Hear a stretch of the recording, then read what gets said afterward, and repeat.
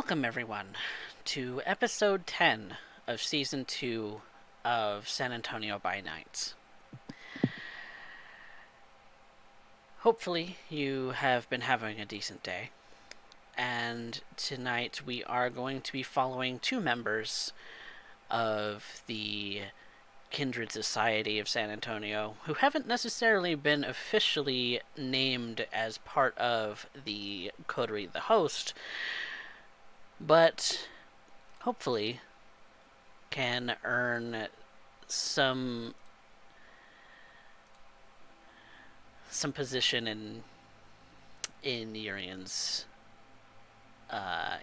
domain. So, to begin with thoughts, Miss Velda, Yes. you only just met Amber and Urian from this coterie, probably within the last hour or two of the night. Mm-hmm. Why don't you give us a little bit of thoughts as to your opinions of them so far? How sweet this coterie is. Not really, of course. Coming into finding well, a ripped apart corpse is mm, interesting. Seems Mr. Urian Doyle likes to rule things with an iron fist, and his favorite tool, it seems, is fear. He did a very thorough job at questioning me. But, well, I hope he doesn't think he knows me from that. Tonight should be interesting.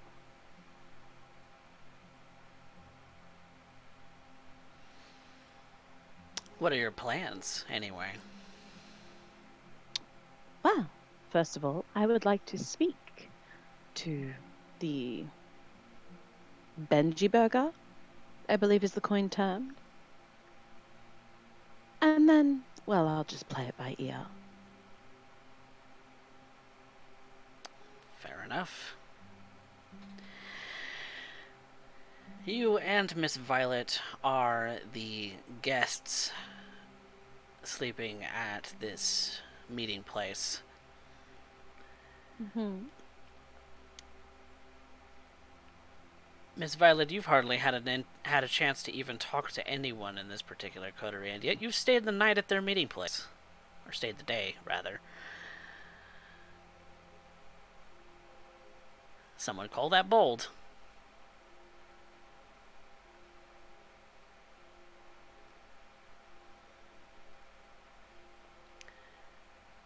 Opinions? Plans? Miss Violet? Hmm. Bold? Not really. I mean, it was the benefactors who invited us to this place and, well, made sure that we were unable to leave it before dawn. That is hardly our fault. It's the least they could do to put us up. But as far as plans go for this evening, I have a few people I need to meet, and I would also like to get a better sense of the domain, this sanctuary, as it is so called. Let's see what we've got to work here.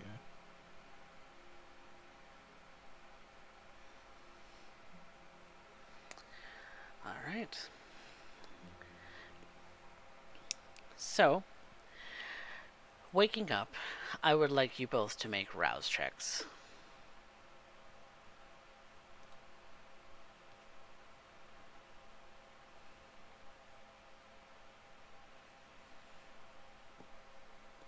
Velda, that little beast inside of your belly is clawing at the bottom of your ribcage and definitely telling you, feed me. Must be the smell of a bloodied Benji. Must be. It smells so sweet, that vitae of his. Mm. But Miss Violet, you're no hungrier than when you were last night. Thankfully. And so, Velda, you made it distinctly clear that you were sleeping in the basement, Exactly. near all of It the feels so much like home. near all of the satanic etchings that you see in blood on the ground. Mm-hmm. Where Miss Violet just stayed in a rather sparse but comfortable looking room.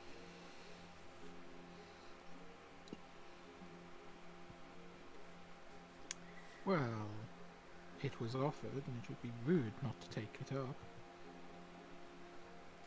Fair enough. How does the evening wake up routine start for you, Velda? I wake up from the darkness that has become sleep over the last few years, and I look around and smile. And then my eyes land on the mess that is Benji. Oh, you dear, sweet boy. What a problem you found yourself in. I wonder, would you be interested in becoming friends? I am looking for friends. Velda, Well, what you see before you is a man who has been taken to pieces, who is really only a torso and flayed skin. mm-hmm, He hardly looks like a man at all anymore. quite the mess. But he survived, which means he must be useful enough to keep around.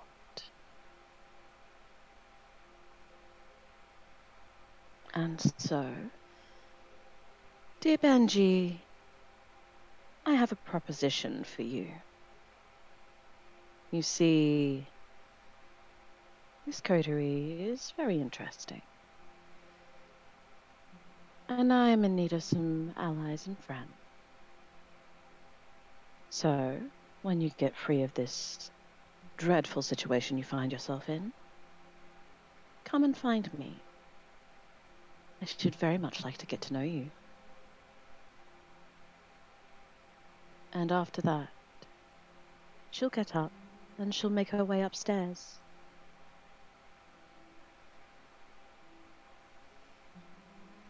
You get no response from the skinless corpse. No, I didn't expect to. But he can still hear me nonetheless, I'm sure.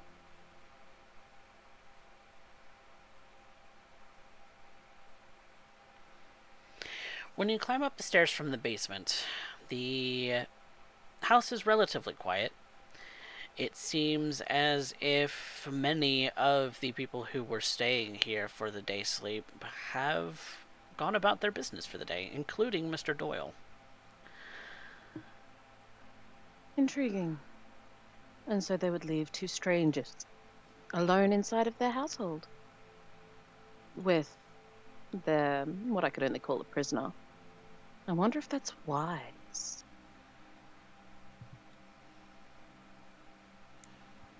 I mean, it's not as if they wouldn't know who'd done it if anything happens.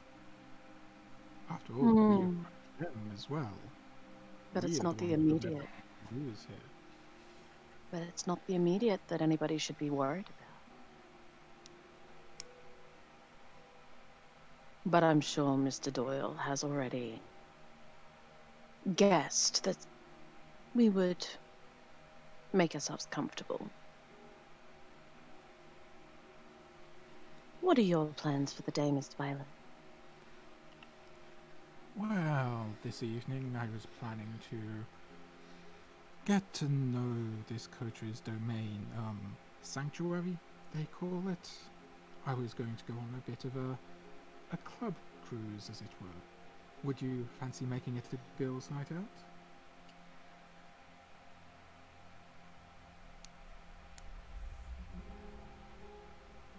Hello? Mm. I missed half of that. Violet's asked, would you like to make it a girls' night out to go bar hopping tonight? Oh, of course. Let. I should very much like to get to know you a bit better.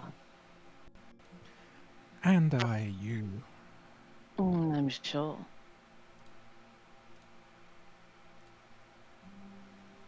Uh, uh, just out of character coffee, could we say I grabbed one of the Finbloods to just stay behind with a car to take us, or I could always call a cab. I don't think that calling a cab out to here would please Urian that much. Perhaps we got dumped on a date.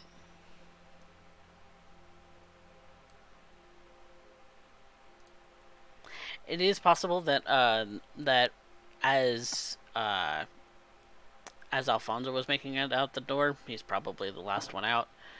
You you could have him cart you around if you like. Oh, we don't need you for the entire night, dear Alfonso. Just enough to get back to the city so I could pick up my own car. Yeah, I can take you to your car, no problem. Thank you so much, darling. How delightful.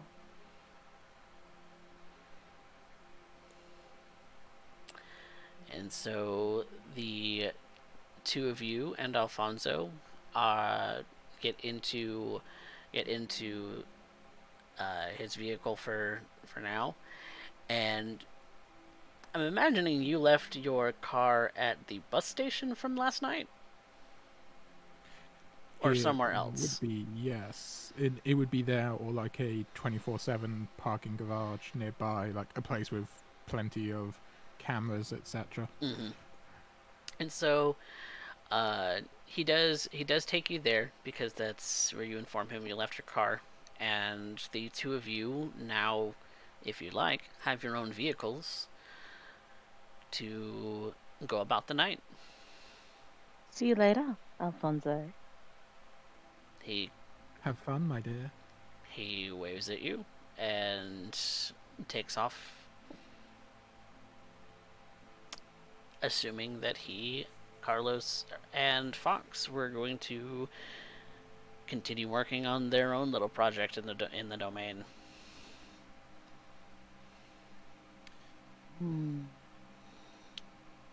Well, I ride a bike. But I can tell you. I used to, but nowadays I prefer the comfort of a car. I believe our first place should well be Mr. Doyle's other club. Sounds like a plan to me. Shall we go in the one vehicle? Entirely your choice. I mean, company is always nice. And it'll give us time to get to know each other better. Of course.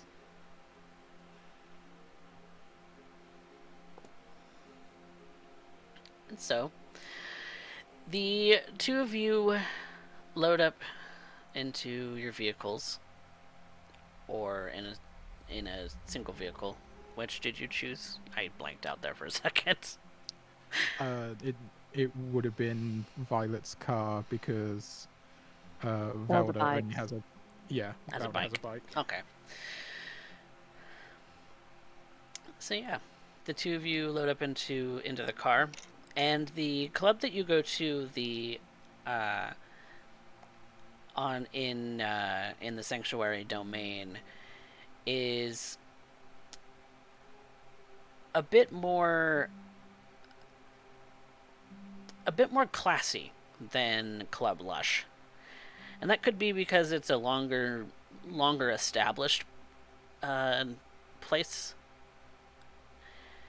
but that could also be because of the certain kind of clientele that they might be attracting. It seems that there's a lot of young people, very pretty people, And this club makes no hide of it that that's the kind of clientele they want in their club. They turn away people who are not dressed properly. Can I just make a note?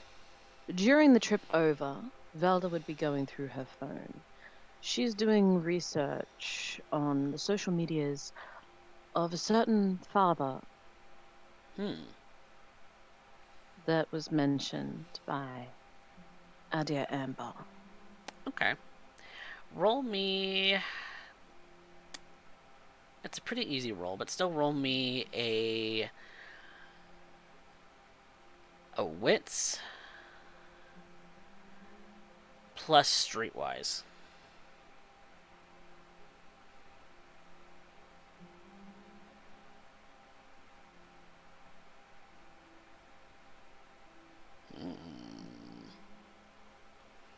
Oh boy. That is a messy crit. do Oh you boy. do you want that messy crit? Yes. Velda, you snarl as you're sitting in your seat. You snarl loudly as you see a picture of Father Trent, and he looks like the biggest tool of a Catholic priest that you have ever seen in your fucking life. Well, that's difficult. Catholic priests are always tools. But he's unattractive. He's old. He's just an affront to look at. He and going through the social media, you notice that he is a priest at Prince of Peace Catholic Church, which is just up the road from the sanctuary domain. And Can I? your phone cracks in your hand a little bit, threatening to crack the screen I drop it before I break it. as you're looking at it. Can I, with Velda growling, glance over and see what she's doing? You see that she's scrolling through her phone. If you want to get a detailed look at what she's looking at, go ahead and make me a wits plus awareness. And Velda, are you hiding No, what you're looking at? Okay. absolutely not. There's a picture of an old Catholic priest on that phone.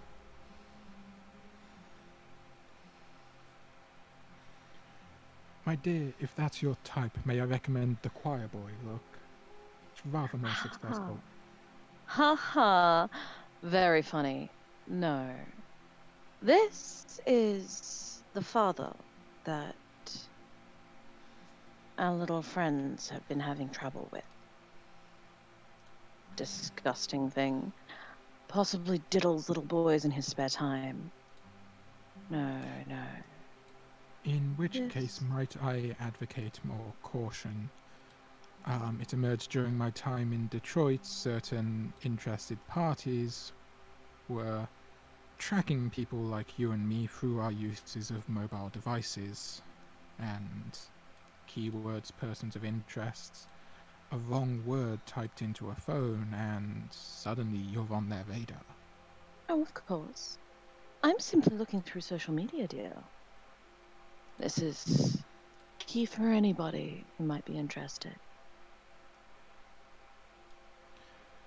But this search And plus, say, searches plus your two before this a week ago, they add up. oh, of course. These people are good at putting the dots together. But I don't search much. That is really the opposite of a safe protection. You want to be searching a lot more, inane, fill the searches with chaff, it does not matter. Dilute the pool, as it were. I don't search much, but I post plenty. No, simply this father has caught my eye. That's all. And if this is the person, that is causing trouble, well, I am sure if they wanted him dealt with as Urian, he would have dealt with him by now. oh, but that's Amber's job, don't you know? Or didn't you ask? I have my own focuses. Apparently this is the task she has been set.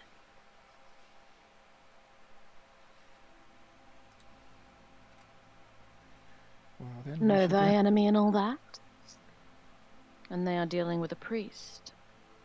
Let's hope he's not one of,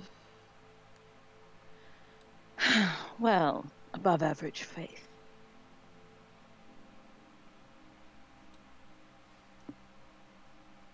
Time will tell. Time will tell. Otherwise, this could become a rather sticky situation, don't you think?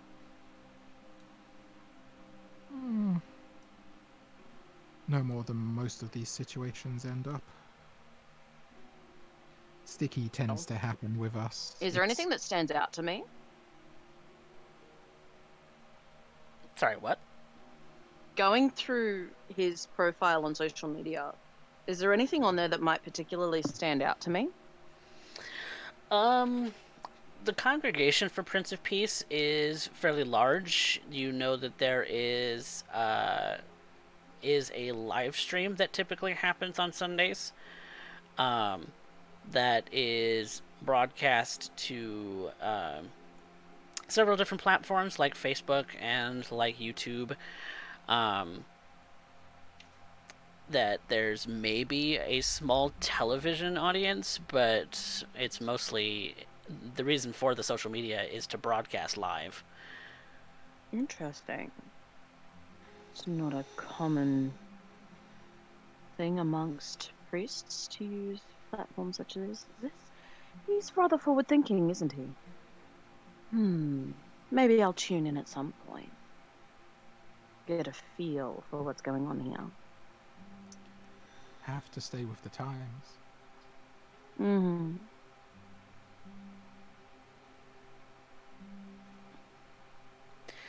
And it's about that moment that you're rolling up to the aforementioned club that looks fairly nice. As with many things in San Antonio, a lot of it kind of caters to the kind of middle class crowd, and this particular one does. But nice shirt, nice pants, nice outfit gets you in the door. It kind of looks like it might be one that's advertised on the radio sometimes, but unless you're actively listening to the radio a lot, it's maybe something that might have only just come up for you. The bouncer seems like a pretty big guy. Looks like he does his job well when the job is needed. And there's kind of a line. Lovely. It kind of looks like a slow night based on the line.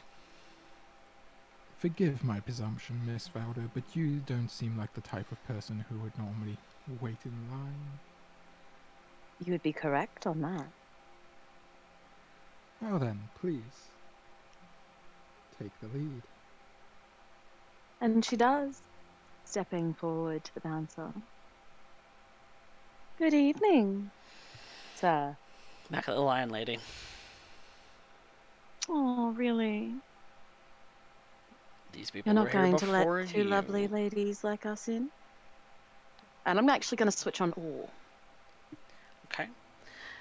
So you switch on awe, and Velda, you notice that her demeanor just seems to shift into a incredibly pleasing aesthetic, including not just her looks, but everything about her just radiates beauty. And the man kind of clears his throat a little bit. Look, lady, these people were here before you. Those are the rules. I am not going to let you jump the line. Oh, but surely you could bend the rules for me. If I bend the rules for you, I have to bend the rules for everyone back in the line. I'm not everyone. Oh, then who are you? Oh, just a lovely lady. You did catch my eye. Big, strong man. Make me a manipulation plus subterfuge.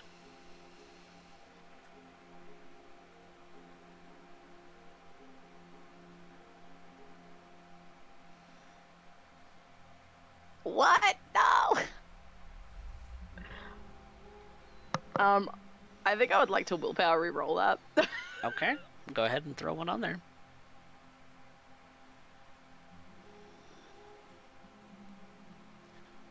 Oh. Oh, that's Oh, a no. messy crit. Oh no. Oh no.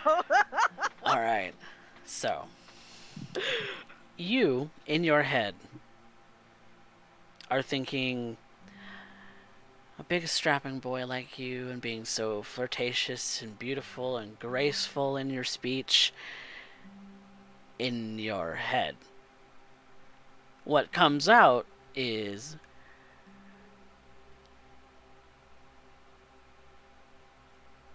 you will obey me, you will do as I say, or I will put your nuts in a fucking vice and you'll squeal until I have my way with you.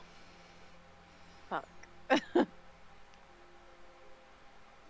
And this guy steps back and looks both perplexed, frightened, and looks like he's about to piss himself. Because Damn, your I was hoping a little turned fangs on. are bared.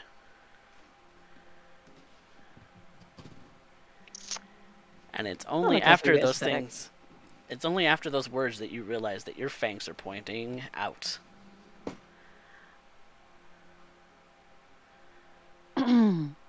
Yes, well. Look, lady, I'm gonna have to ask you to leave. Oh, so scared. And you see that he's going behind a little bit of a podium. Don't run away. I won't hurt you. Amber, my darling, he's. Amber. Amber. Velda, my darling, he's made his position quite clear. Now, seeing as we are friends with the owner, we will not cause trouble at this establishment, and we will respect this gentleman's wishes. I see. Fine, fine, very well. Have a lovely night. As Violet turns to walk away, she'll say to the security guard, "I'm sorry about that," and she'll tip him like $20 just into his suit pocket. Yeah, she's Velda not looks allowed a back little- here. Velda looks a little bit perplexed at herself, like, what the hell?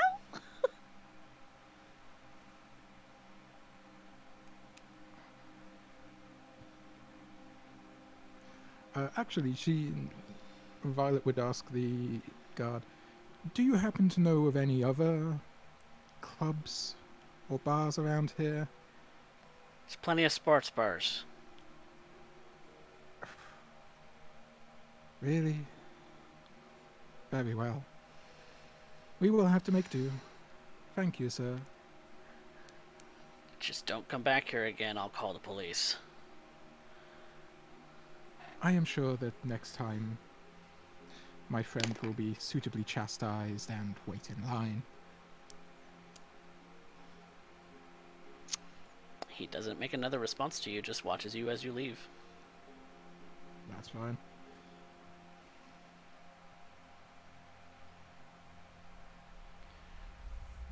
Well, my dear, since you handled that so gracefully, Shall we check out the local sports bars as he suggested? Sure. Although I'm as perplexed as anybody else. That was not what I intended to come out.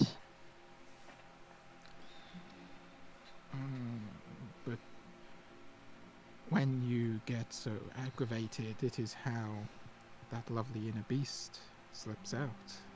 Loves to twist the situation, it does. Oh well, shall we? Of course. And Violet will just walk down the street trying to find a bar. Hopefully a slightly nicer looking one. You kind of stroll through the streets of the sanctuary domain. You realize that there's lots of places with drinks, lots of places with drinks and food, lots of places with drinks, food, and television, lots of places with billiards, lots of places that look rather middling at best. Are there any lower places, like slightly dive bar looking? Plenty. I'm gonna pick one of those and see if Velda says anything. I missed half of that. It's cutting out for me pretty bad. Oh no. So, Yeah. Violet's been looking around, but has decidedly chosen a dive bar and starts pulling up into the driveway. Velda, you look at this dive bar and it is absolutely grotesque looking. Really? Oh, come now, Miss Velda, to get to know the people of this city, to get to know this area, really you have to start from the bottom up. I'm sure you love to start from the bottom. Fine. It's so gross, though. Well, hopefully we find a gem or two.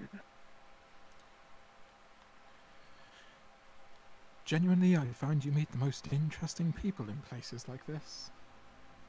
Interesting, not pretty. Or rich. Those are your values. And Violet will just jump out the car. At least I have values. Velda would follow. All right. The two of you make your way into the bar. But I think first we're going to cut away to the inside of this bar, where a particular gentleman is sitting with a rather beautiful lady.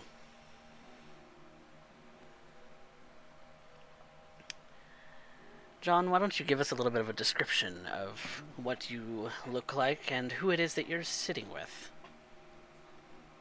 I suppose I'm a little bit old. Honestly, probably wouldn't be much of a stretch that some people might end up thinking this is my granddaughter. Not that old. Not by our standards. Truth is that most would end up taking the time to, well, maybe be a little bit judgmental in the eye, but what can I say? Carlotta has been quite the gem since I ended up coming out here. But I like these little places, you know, holes in the ground. It's where people don't think to look. You can see a lot of people trying to make light of the world around them. It's the little things, you know. You see those people who are wasting away here. It's kind of pathetic, but on occasion you can find others enjoying screaming at the screen. Touchdown. And that moment where everything becomes heightened. almost feel the static in the bar. You know, it's those moments that make me forget all this shit. But I have beautiful company, so I suppose it ain't that bad. Right now, I ain't wearing much. This old dark hoodie, red shirt. I think Carlotta gets the joke. But maybe it's just enough to see a girl smile. It's little things, you know. Yeah, if I still had my full hairline, catch me about 20 years younger. Pretty sure we'd end up having more of a fun relationship. Again, I haven't pinned her age down. For all I know, she might be 200 years old. Or for all I know, she might just be in it.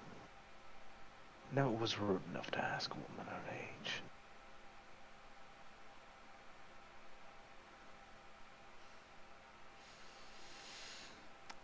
And you both are kind of sitting in a quiet corner of the bar where there's a booth and a very solid view to the big screen in the bar. It seems that the Dallas Cowboys are at it again, battling against another team. You think Denver? You know, the weird part is that never was much of a Cowboys fan, but guess I'm gonna have to acclimatize to that since coming to this city. It's not quite the same as Chicago, but it's a football town, so make the most of it. Make the most of the time you've got. A little bit of an eruption happens in the bar, and Carlotta looks over. She doesn't seem to be interested in the football game going on. She's more interested, it seems, in the people.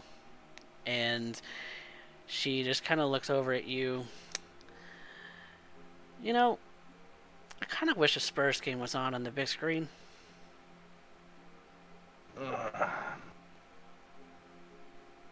Yeah, well,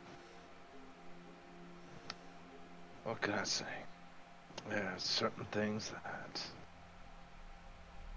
well, let's just say that I don't think we're gonna leverage it to end up making things better.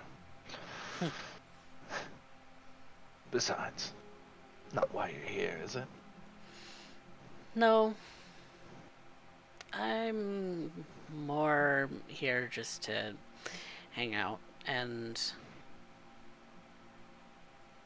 I don't know. I've kind of avoided this domain for a long time. Why is that?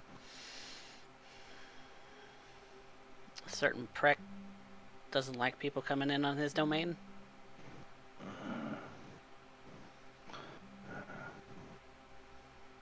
Well, It's kind of when I stick to the hole in the wall these days. I mean, I have my own spot, but you know, it's a little too glamorous, I think, for you. no. What, you think I can't handle it?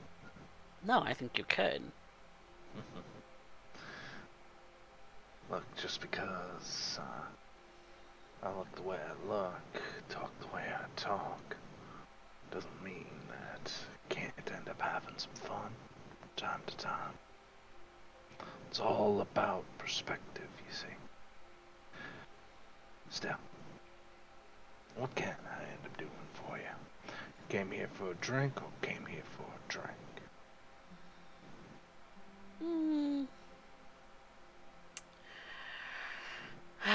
My sire decided that I should introduce you to that prick.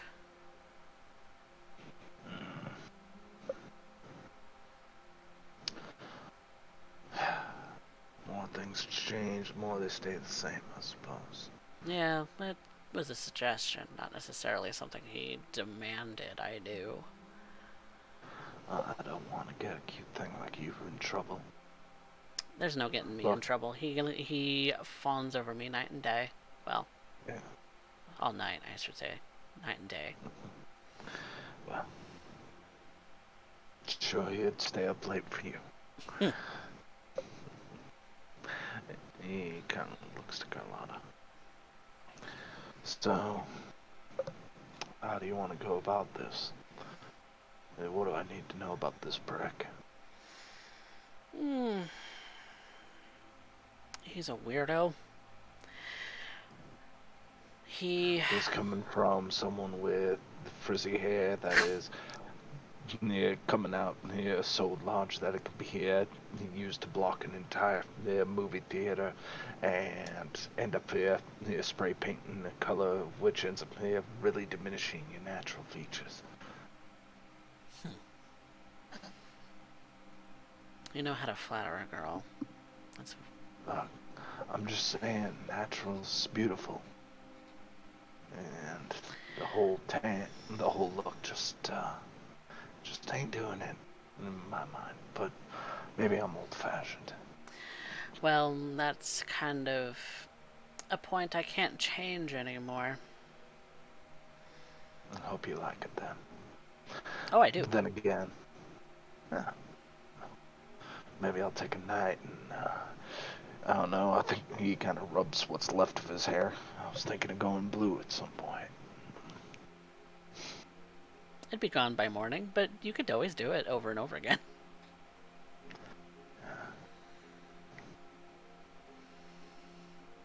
Well, kind of looks her over. Where do we go from here? I'm kind of hoping that just by sitting here, he'll get word of it. Because he always does. He's got eyes everywhere. And eventually, he'll come to us.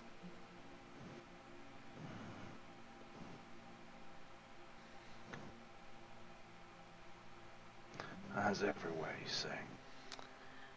Pretty damn close. At least from what I can tell.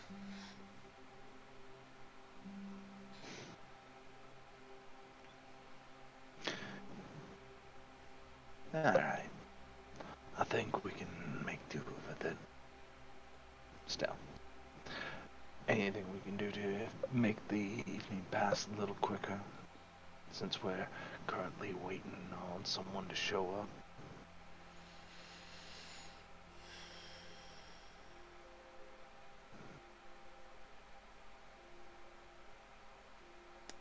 I'm having trouble trying to figure that particular part out. And it's about that moment that Velda and Violet, you're walking into this establishment.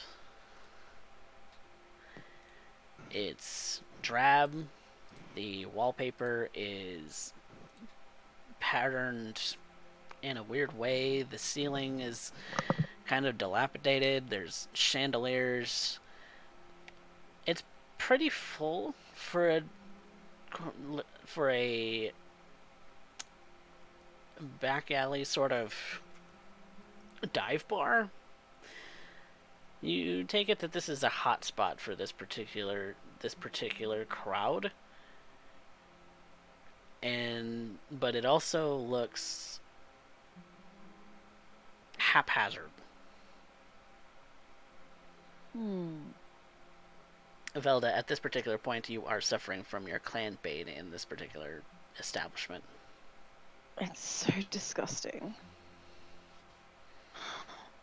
Oh, please. Places like this are so often the heart and soul of a city.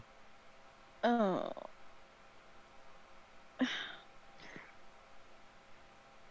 I look around and do I see Carlotta? That beautiful purple mane of hers. That beautiful purple bush of curls is very hard to miss. Oh, that's where Velda's focus goes.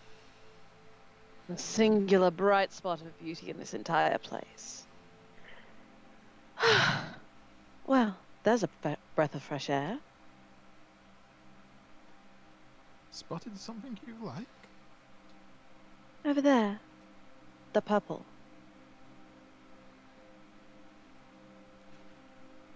I sort of look for the purple. And you see this beautiful bronze-skinned woman, big hoop earrings, big purple curls, in a black shirt. Makeup done stunningly.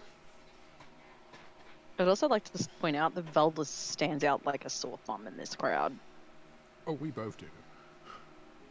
Like she stands out like she's goth. Both of you are dressed like you're ready to hit the town and get some really, really expensive drinks, but you're now in a dive.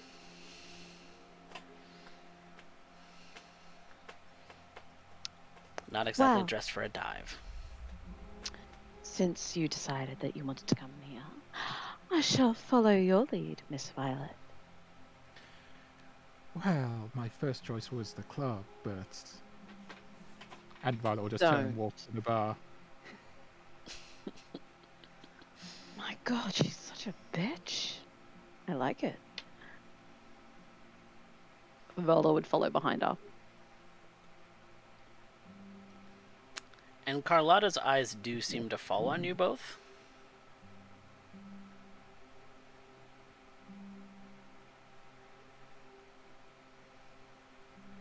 Violet will wink at her. Velda gives her a little wave. Under her breath, John, she says, "Oh, God."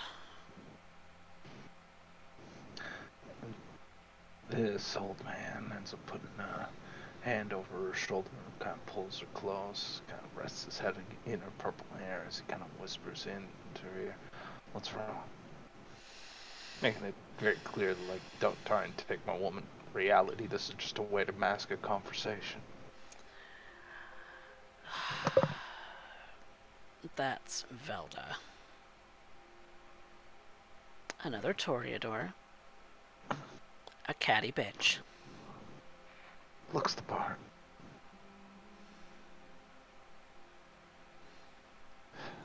Though she looks like she's having a little bit harder of a time than I am, which is kind of funny. Yeah, well, Carlotta, it's one of the reasons I like you. You're lowbrow. Much as you might enjoy fancy once in a while. Well, you're a type. That's why I like you. That, on the other hand, well, do you know the other one? No, Beer Ghoul? never met her. I don't know who that is. Well, I tend to stick to my own circles.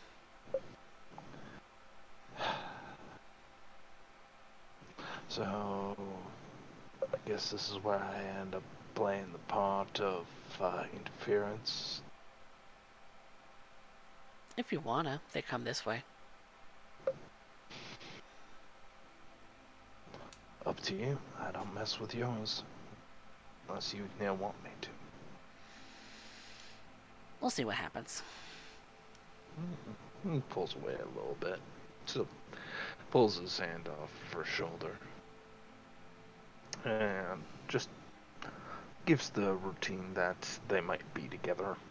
Mostly just to end up avoiding any of the just to avoid any of the awkward moments when somebody's trying to end up doing a pickup on a pretty thing. Who knows?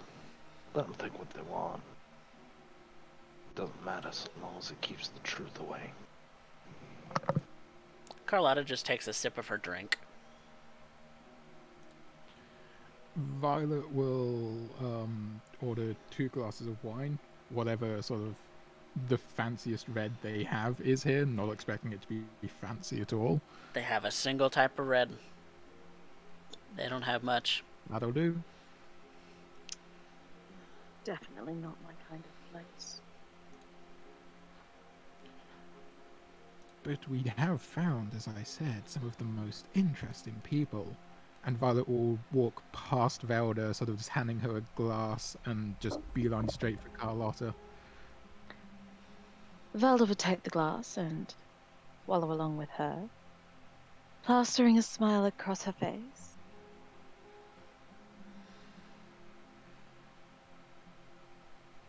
Well, hi there. I was just telling Velda that you meet the most interesting people in these sorts of and sure enough, as soon as we entered, you caught her eye, and I simply must know someone who, well, grabs my friend's attention so devoutly. I'm Miss Violet, and you are?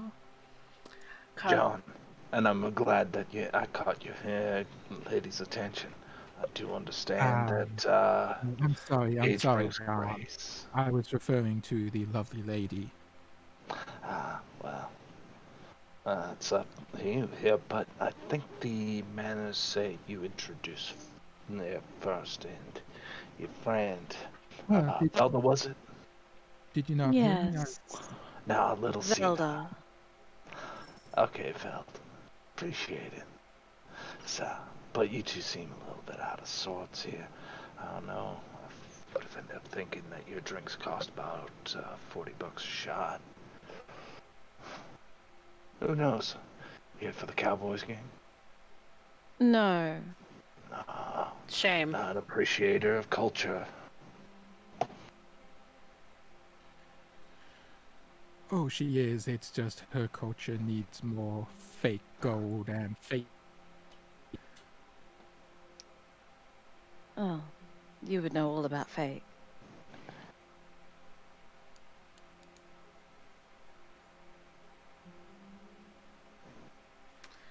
Oh, you two don't stop on our account. By all means, continue. This is funny as shit. You may not have heard me over the sound of the game. I did, in fact, introduce myself. My name is Miss Violet. Or just Violet.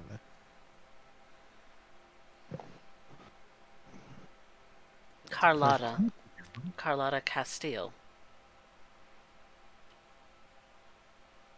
Carlotta, I love your hair. Of course you do. Of course. It's beautiful. What a striking color. And your symbol of Baphomet is just ravishing. Mm, thank you. I do appreciate somebody who can spy and appreciate other things. Tell me, why are you here? Getting the lay of the land. Lay of the land. Looking for some fun. Mm-hmm. Are you allowed to be here? Yes. Are you? I would like you to make me a charisma. Oh, what do I call for? What do I call for here? Charisma and. Sounds more like a politics role to me. Yeah, But let's do a politics. Charisma politics.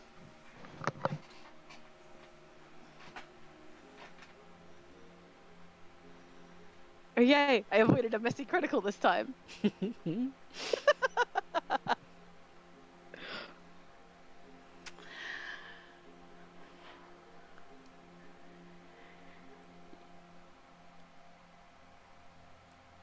You know, I'm waiting for someone.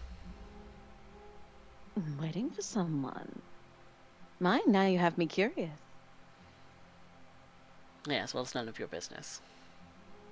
I'm sure it's not. Curious nonetheless. Maybe I can help you. And what about you, John? Are you also waiting for someone?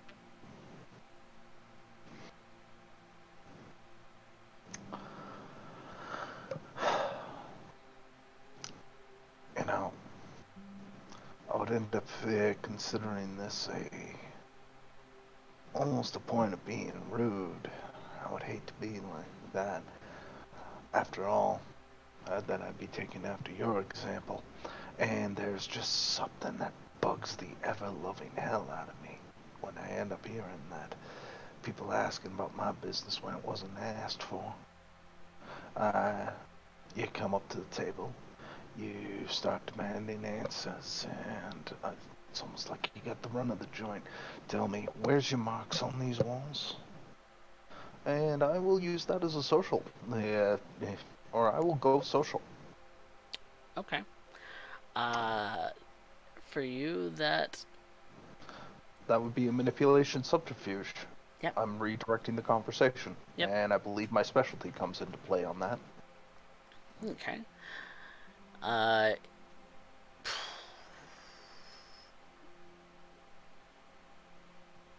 As a defense, I would like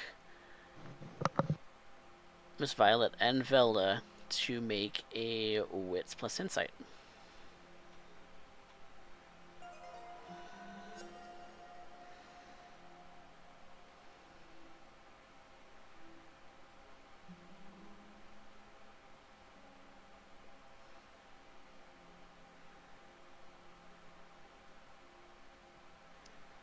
I'm gonna spend a willpower.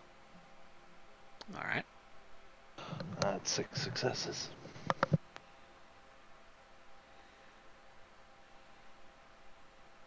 No, that's only 4.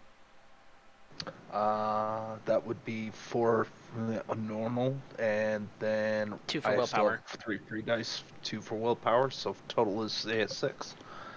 Oh, I didn't see your willpower reroll. Apologies. That's okay. Velda, you've got 2 so far, and Violet has 3, and Violet's using willpower. Yep.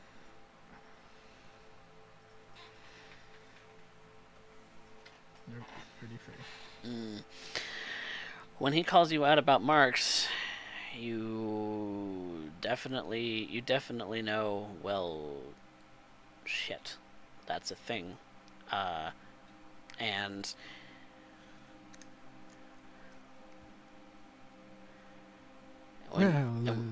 and when you look around for marks, there do seem to be a couple. All of the ones in the bar that you do see are an upside down pentagram. Well, as a matter of fact, the reason that I'm here tonight is I am scouting out the territory of a new partner, as it were. After all, I'm new in town, and getting the lay of the land is always important. Sorry, your name was John, wasn't it? That's right. Sorry, allow me to introduce myself properly. My name is Velda von Svenku zu Altenberg. It's a pleasure. You must be used to having a mouthful. Oh, absolutely.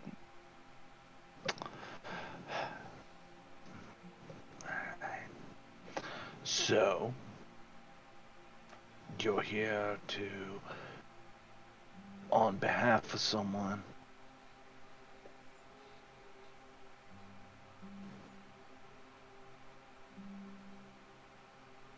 On behalf of someone?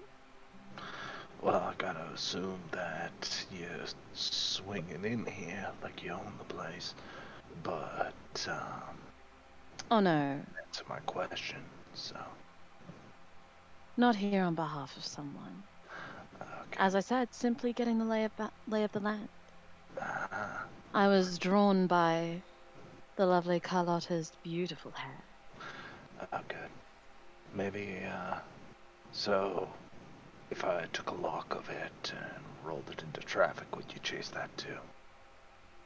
No. Oh. And I would hate for you to damage such luscious locks. But I thought to come over and introduce myself. As you do,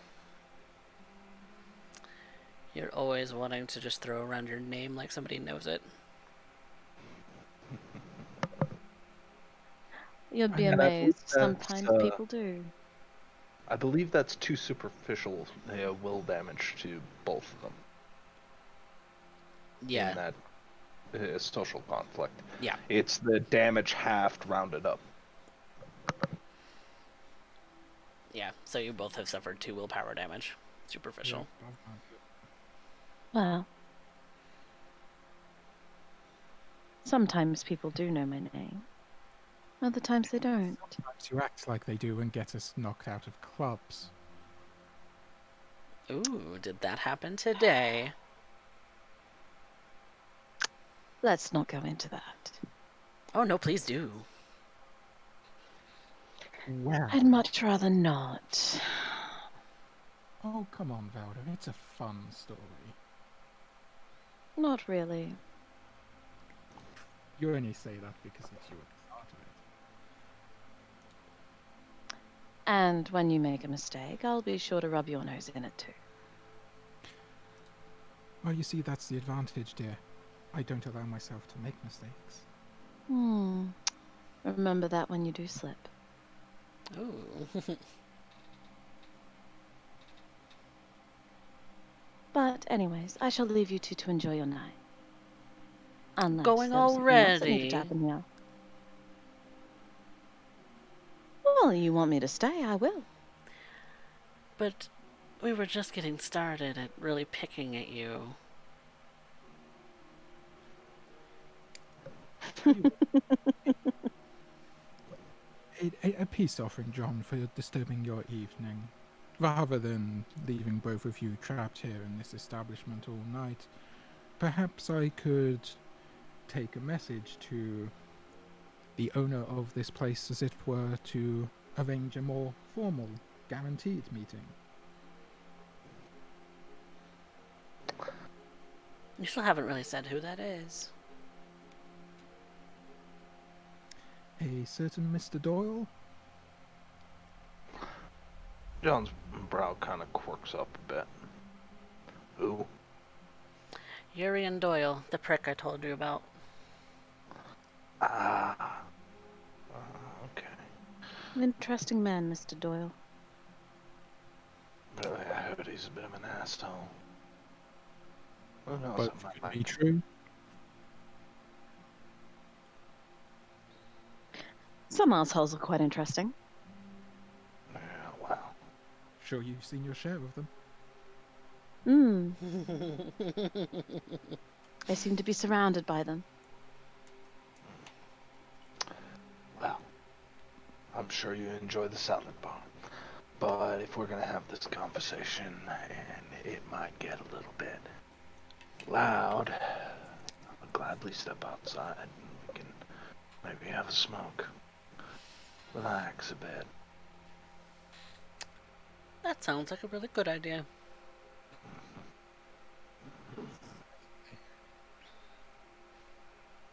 And Carlotta gets up to walk out of the bar and towards a more secluded place. John follows suit, keeping by our right side. Keeping an eye on the other two troublemakers. Velda would follow. Violet would smile and follow alongside Velda.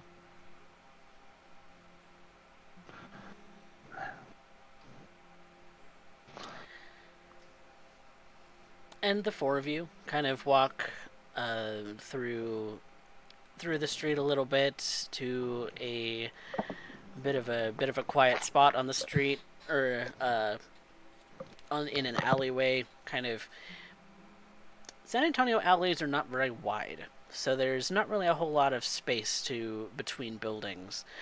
But it's more that she takes you to the back of the building where more of the parking spaces are. And there's not really much in the way of cars. It looks like this is like staff parking, where the customer parking is out front. And this is where like the dumpsters are, and the dumpsters for other buildings and things of that sort.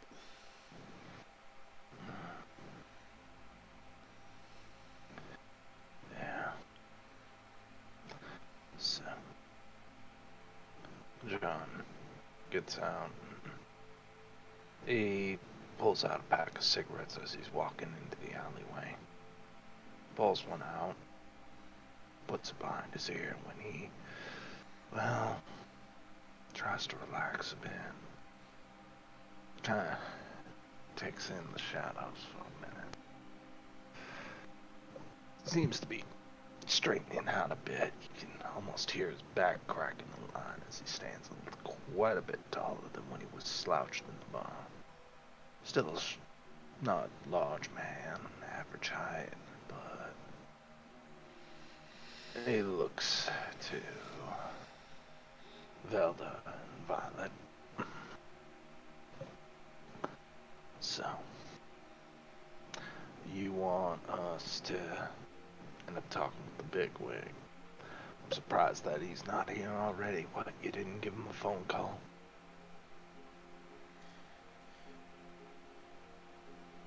I do not believe that Mr. Doyle would find this of his immediate attention. Well, I guess. Then again, from what I end up hearing, he's very particular about his locale. And I would certainly hate to end up causing more trouble without it escalating accordingly. So by all means, tell me. I'll gladly talk to the old coot. There is no trouble here. I merely made you an offer. Rather than being stuck in a bar, hoping that it might attract his attention, I could instead offer you a guaranteed time and place. It frees up your evening, and it means you will actually get the message out.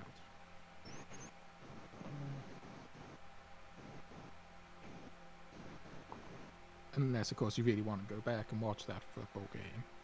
You know, I was kind of appreciating Dallas finally getting its shit together. But you make a tempting offer. I'd say that one's up to you, John. And let me guess. Works the same way as it did Chicago. Yeah. This formality isn't coming free unless you're trying to make some new friends. But you got the big man. What friends do you need?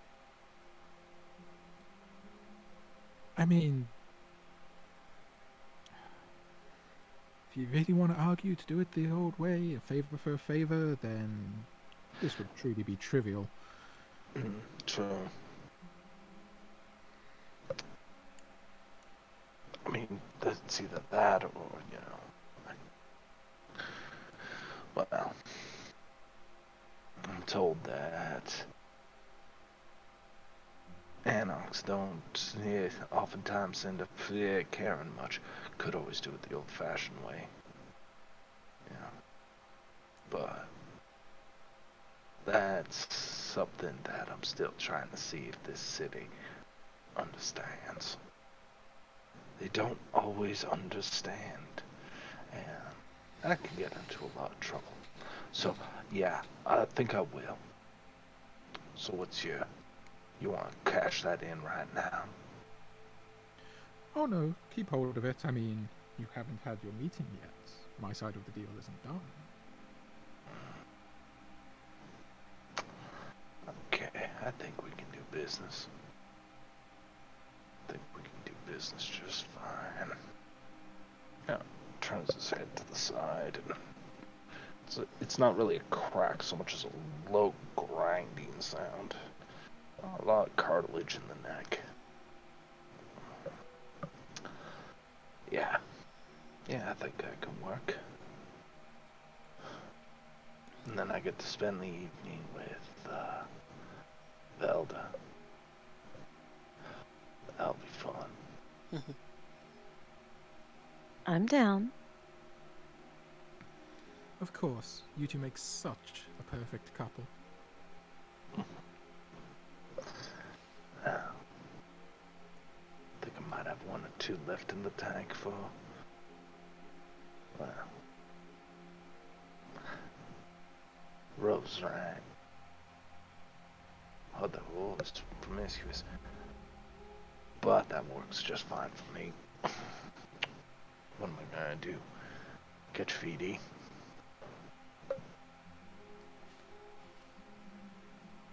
I'll leave you two to discuss that. Meanwhile, Carlotta, could I have a chat with you? Of course. John looks to Carlotta. Like, you sure? I'll be fine. She gives you that in a look. Kinda nods. And she goes to talk with Miss Violet while John and Velda have a conversation. Whoever wants to go first.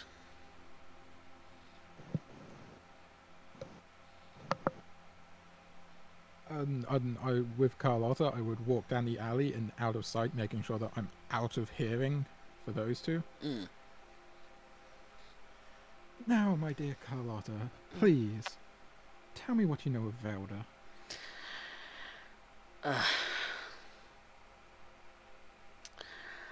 Well, it's more of a rivalry between us. See, she's a member of Batista's domain, if you didn't know. And I don't know, just she's far too pretty. She's far too bougie. I don't like that. Well, if you want a fun little tidbit, that story I was talking about earlier, she got a bit too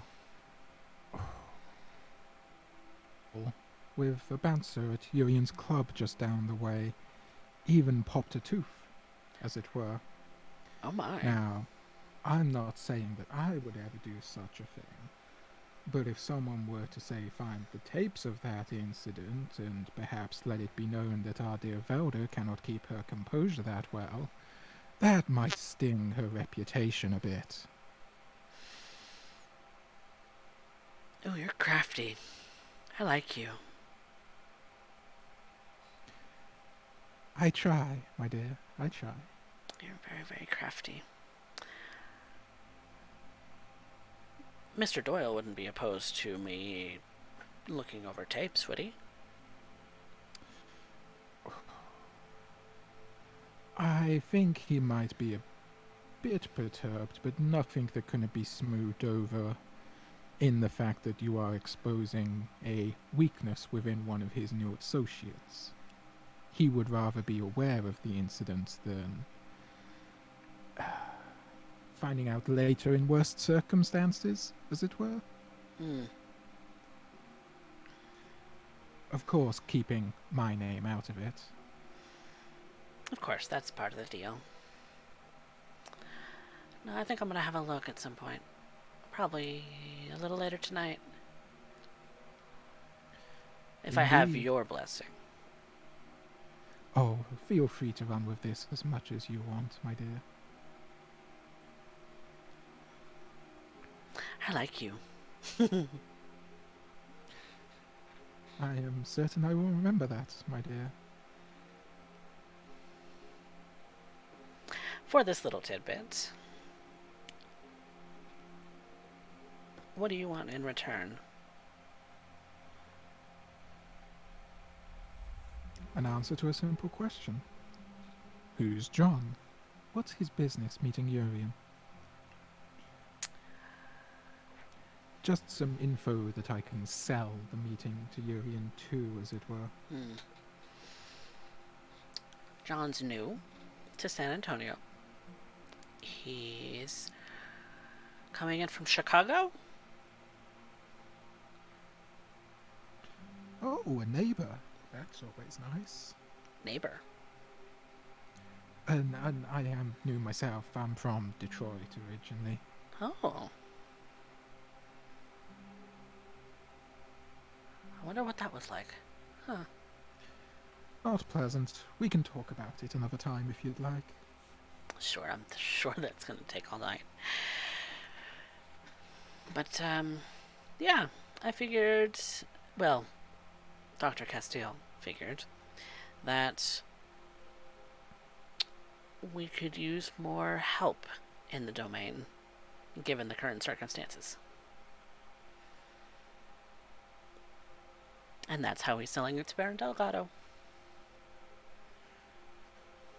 Current circumstances?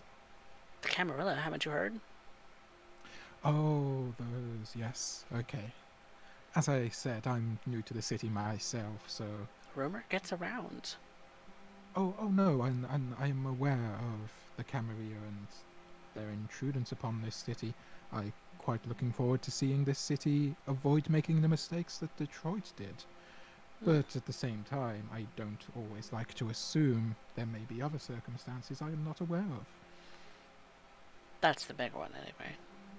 I don't think that there's much else going on, really, to speak of. Not that isn't more than just squabbles. Indeed.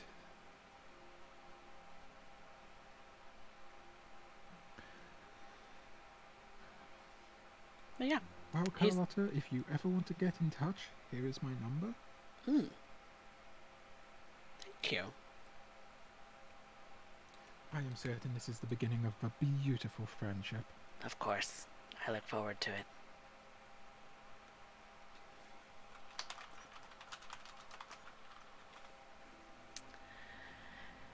And I think that's where we're going to cut over to Velda and John. Yes?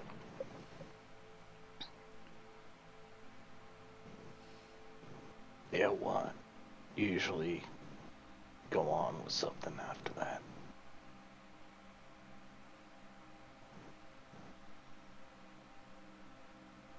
Sorry, what was that? Oh, you just said yes and cut out if you did say anything, so John was just poking fun at you for it. Oh, don't mind me. Carlotta, I'm sure she can handle herself, so don't worry. If I needed to end up worrying about that kid, we wouldn't be sitting here. True. So what can I do for you, Mr. John?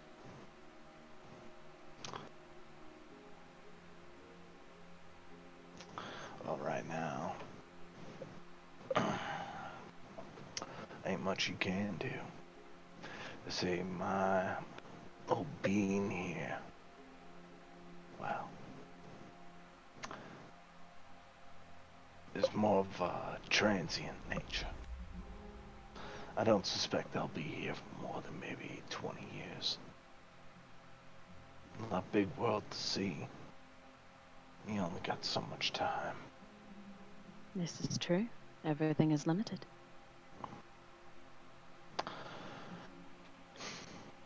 So, you got kicked out of a club, came to a dive bar. Not my first choice of actions.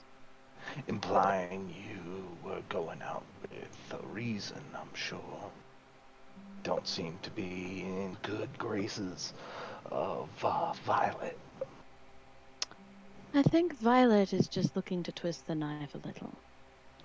Seeing what I can take and what I can't.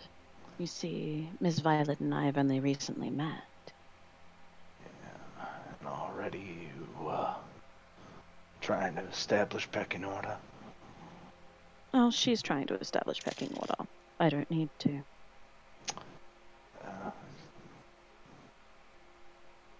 Let her think what she may.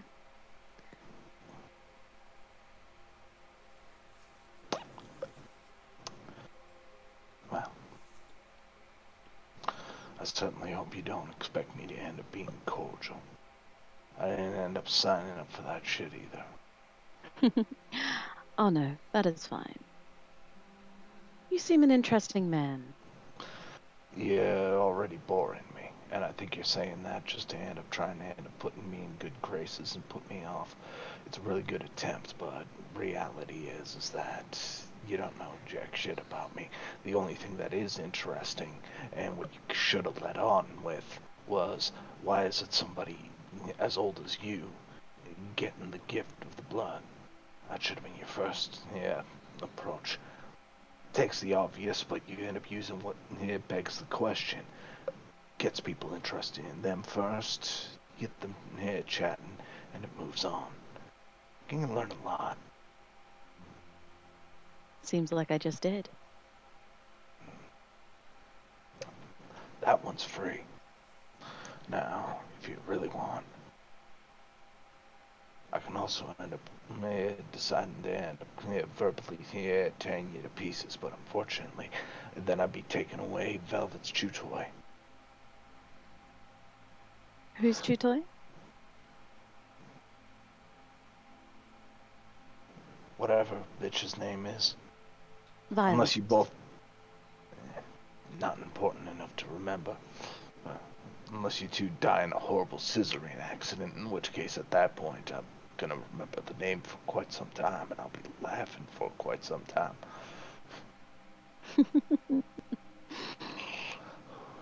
Like I said, you are a very interesting man. So, you've come here. You're looking for Mr. Doyle. Correction. Carlotta's looking for Mr. Doyle. And she's dragged you into it. I'm here because... well, to me it's funny. This city ain't nothing like Chicago. No, I don't imagine it is. Your accent's a little off yourself. Not a native, I presume. I'm simply a very good actor. It's part of my job.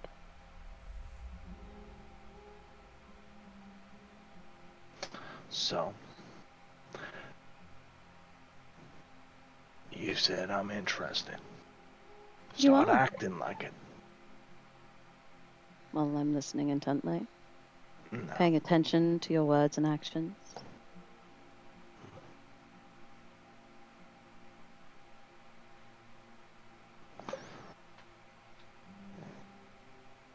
And Or is there what have something else sur- you mean? And what have you surmised, I guess, is the big question.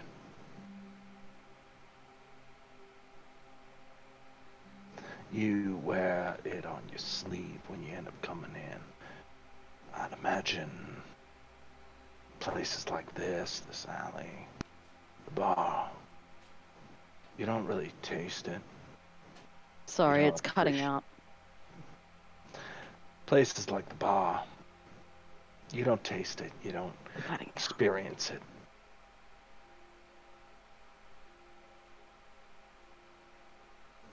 I think at this point we're going to transfer back over to Violet and Carlotta, since Foxy's having a hard time.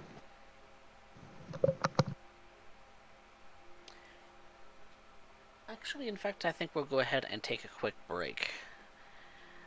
So we'll be right back, everybody.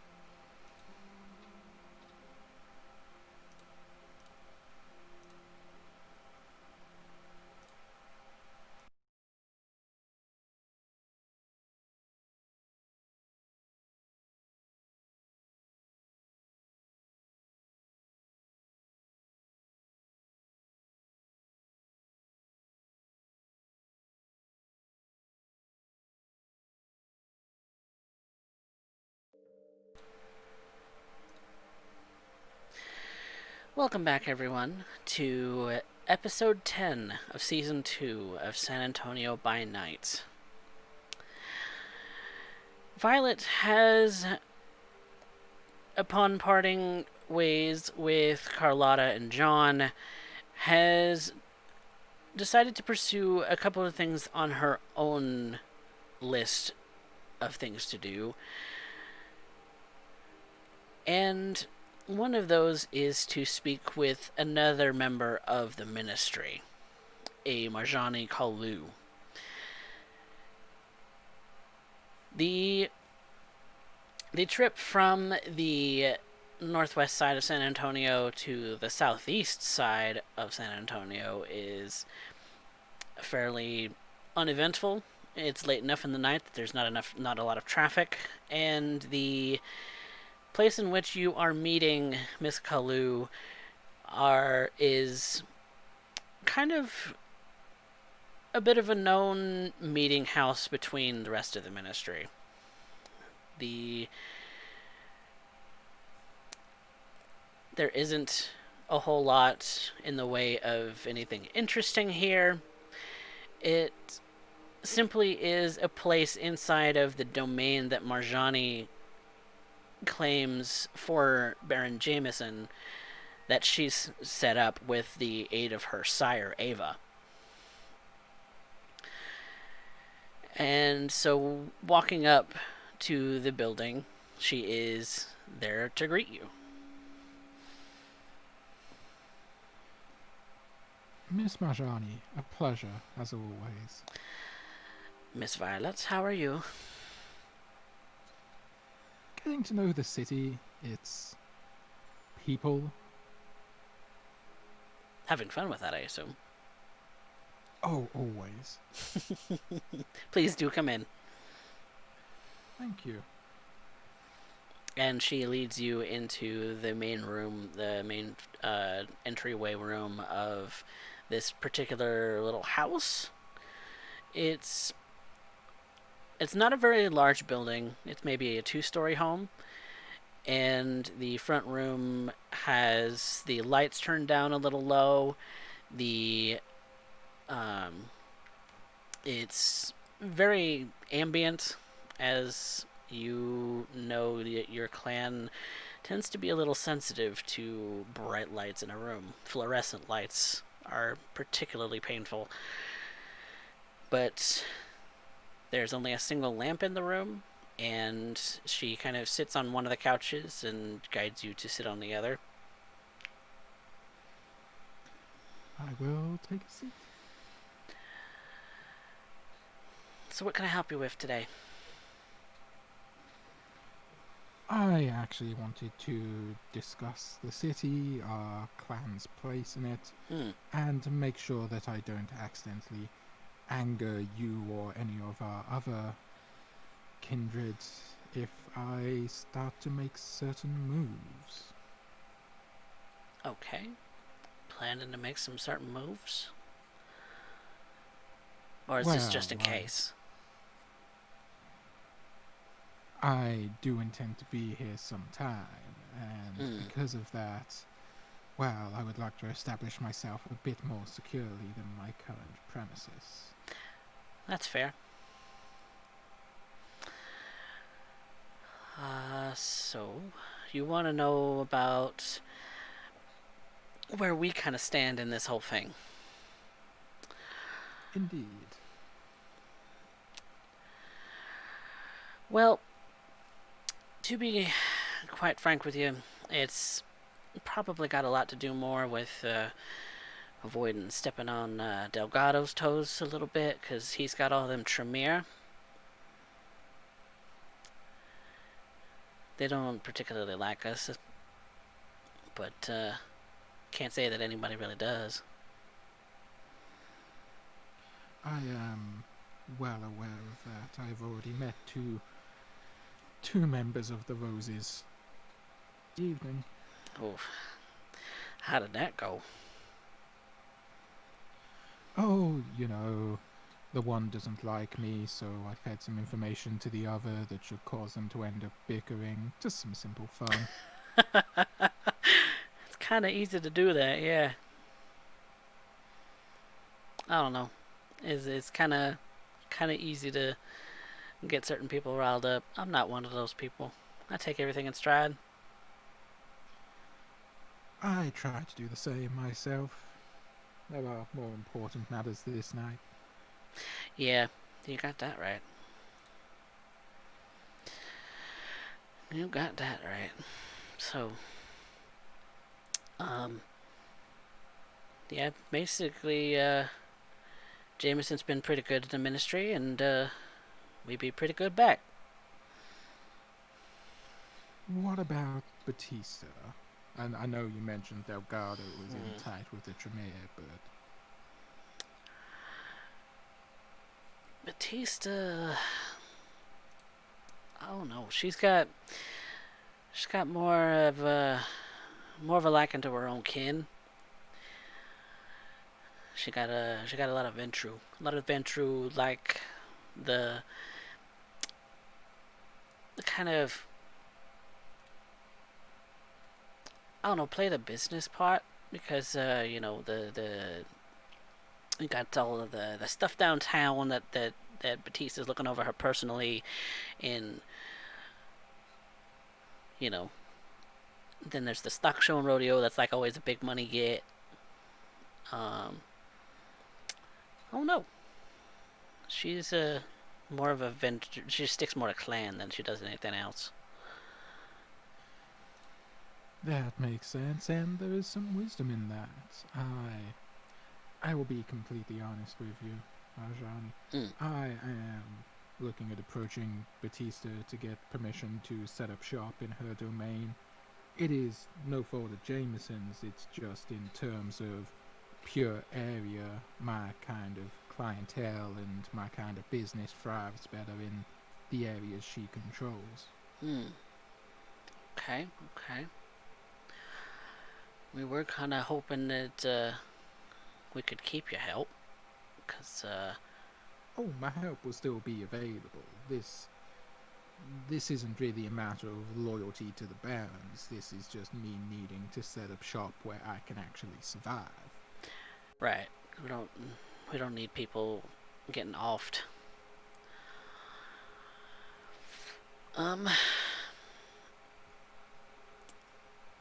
Besides which, if I'm completely honest with you, us aligning 100% with Jameson might not be the best things in these times if the rumors I've already heard are true.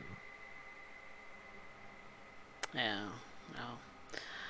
I wouldn't say that too loudly in front of the Baron's face, cause Oh, never. he's not exactly happy that Rascal is fucking gone.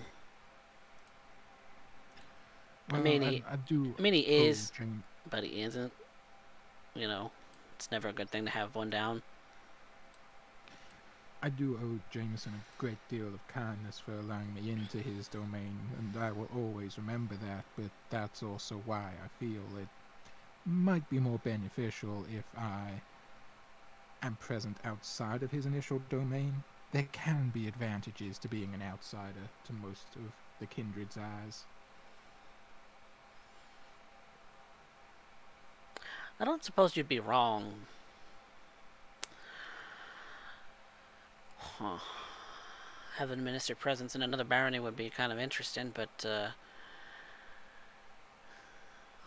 don't know.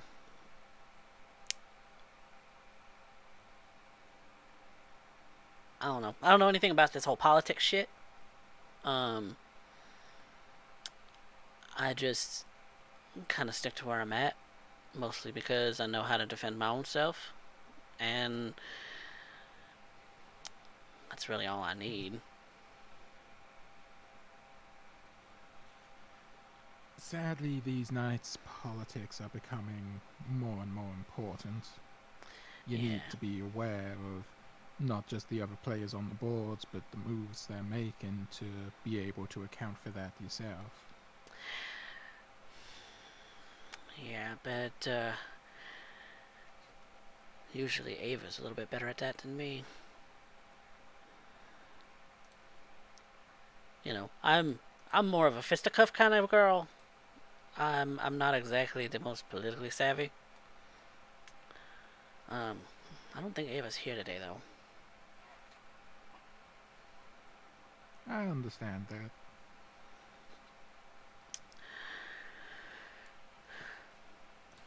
I just hate that the Camarilla are fucking coming towards the city.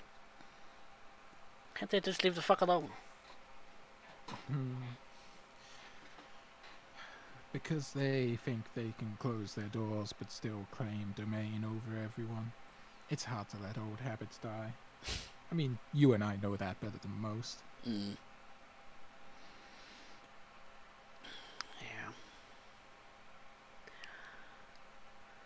Did you have any other specific questions? Because I gonna be honest, I lost track of what it is you asked me just a second ago. What do you know of Urian Doyle outside of the common rumors? Or his people? Man can command a room like it's nobody's business. I watched him as he looked at Rascal Asked him one question, fucking tore him to pieces verbally. Swear to Christ, that guy's got like some kind of telepathy or some shit. He does seem quite mentally stimulated. I mean, that kind of goes in hand a little bit with being Tremere. They always pick the brainiacs of them for them. Of course. And what of his coterie mates? There's Miss Amber Dupree. I met her at the Tower the Tower of Americas the other day. Didn't say much. I don't know, something. There's a mystery behind that one. She didn't say much at that meeting. Really? That seems quite the opposite from my impressions of her. The barons were doing a lot of talking between themselves, and then everybody was just kind of being quiet and just like letting the barons talk. And then, Rascal was talking to Benji Cortez for a minute. Urian came up, and then there was, and then next thing I know, somebody asking a question about why does the Camarilla be coming to this city, and Urian Doyle just rips into Rascal like he's tissue paper. To be fair, Rascal was a fucking twat. So I'm not sad he's dead, but I'm sad he's dead. Get my saying. Well, perhaps you could pass this on to Jameson from an unknown tidbit, just to smooth things over with me moving my domain, if that makes sense. Mm-hmm. I have it on good eyewitness authority, these two eyes as it were, Mm-hmm. that Benji, I believe his name was, is currently in Urian's bad books. Reduced to kind of mincemeat. The Amber that referred to him as a Benji burger, as it were. Uh-huh. Alright. Now, I'm not saying that Urian's weakened by this. From what I know of the man, he wouldn't have made that choice unless it strengthened his position. But it's interesting to know. Yeah. That is a real word. That's a weird move. Why in the fuck? Why in the fuck? Mr. Doyle hasn't told me yet, but if I continue to remain in his good graces, well, who knows? Because that seems like a real stupid move. But then again, like I said, I'm not good at this shit. So I put people in the ground. I don't go wondering why people want it done.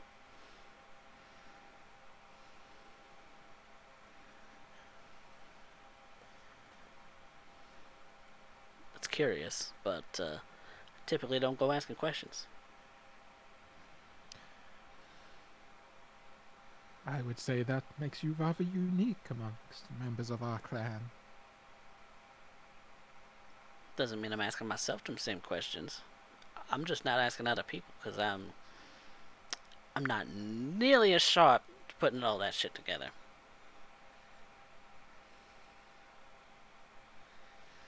I suppose it is good to know one's strengths and weaknesses. I know what I'm good at. Putting people in the ground, as you said. Yeah.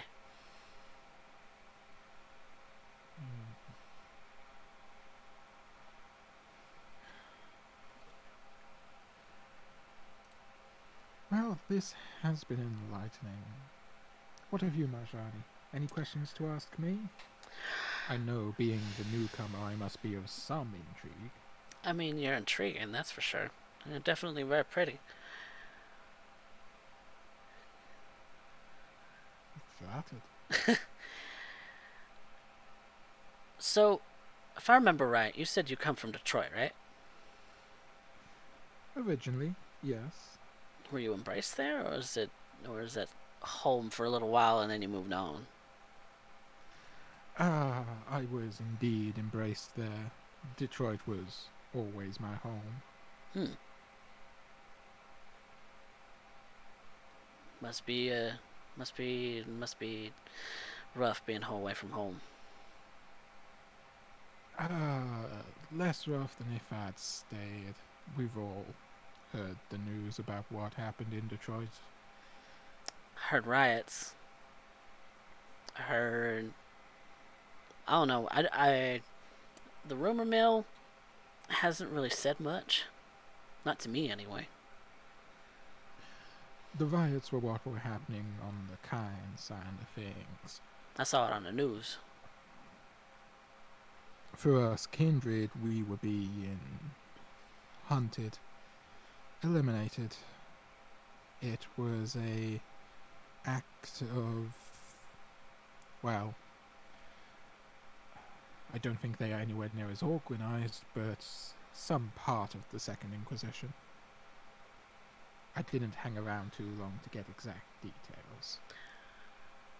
Yeah, that's always kind of been on Jameson's mind, him taking this particular portion of the city. He's always wondering if that military base over Lackland, over, at Camp Bullis, wondering if that's just a ticking time bomb. Well, between that Any and kindred, any kindred being here, you're just asking for your head to get chopped off. I mean, between that and the Camarilla muscling in on our city and our barons' failures to work together, it meant that, well, the city has fallen. That's a real shame. It is. But, well, all we can do is make sure that the same mistakes don't happen to San Antonio. Fingers crossed, right? Do everything you can. That's what I'm doing. I'm making myself available for whatever needs happening. It's a good plan, but ultimately it needs to come from those higher up. Jameson, Delgado, Batista. They need to actually abide by some of what they're preaching and stand together against the Camarilla. Otherwise, we're just going to be divided in easy pickings. And I mean that from experience. I've already seen it happen once. That's good to know. That's good to know.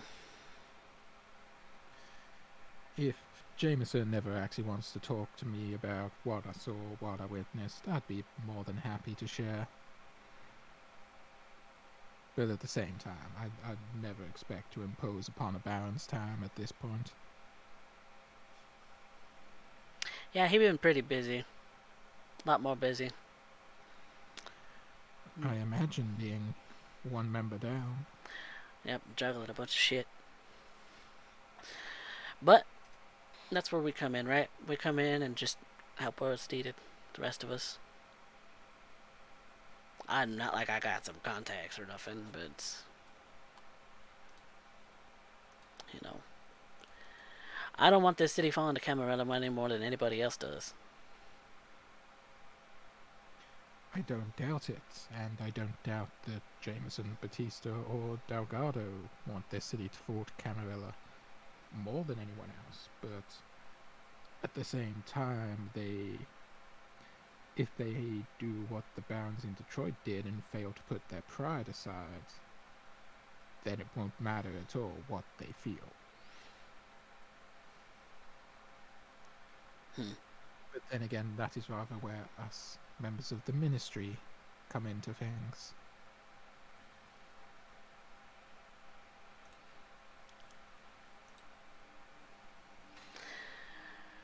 Well, we do a part. Let's see here.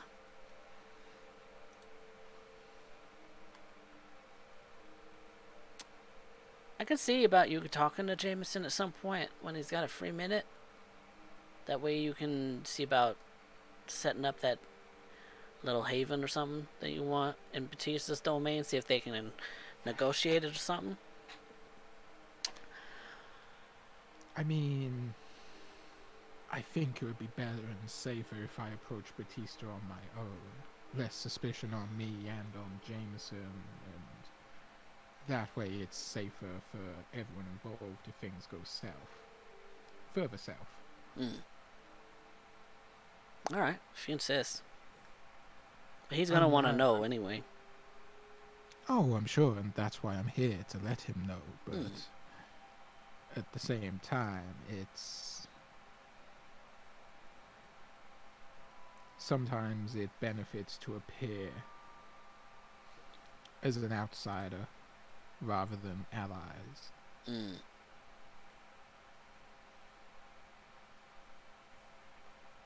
Try not to let it be a conflict of interest. Oh, I can guarantee you I only have my own interests at heart.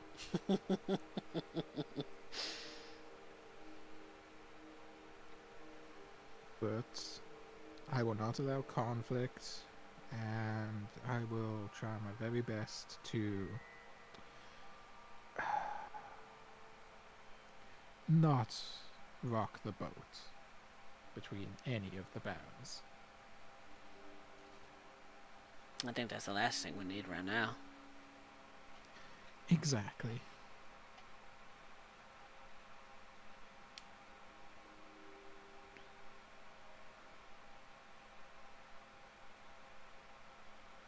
So what's your opinion about the people that Mr. Doyle got working for him?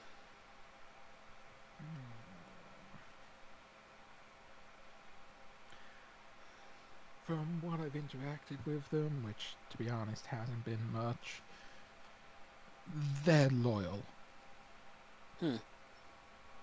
As much as people may view Urian as two-faced or power-hungry, he does have loyal followers. Amber, well, I'm not so sure about Benji these days, seeing as recent events, but also his small group of Finbloods. They are very loyal. He has accrued quite a little following. Finbloods. Mm-hmm. I wasn't even aware that there was that many in this city.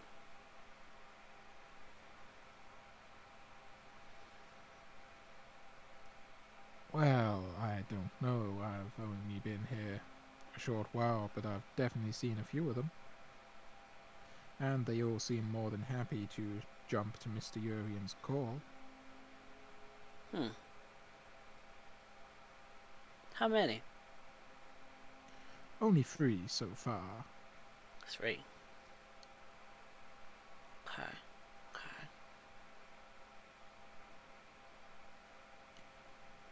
But then I also know a few other people, well, let us say that in the past night I approached Mr. Urian Doyle to see if he had an opening available, and it just so happened he indeed had 2. So that's why I and a certain Toreador lady, Miss Velda von Zuckengau zu Altenberg, she is... That's a mouthful of a name. Yes, she is quite proud of it. She will spout it a lot if you ever meet her.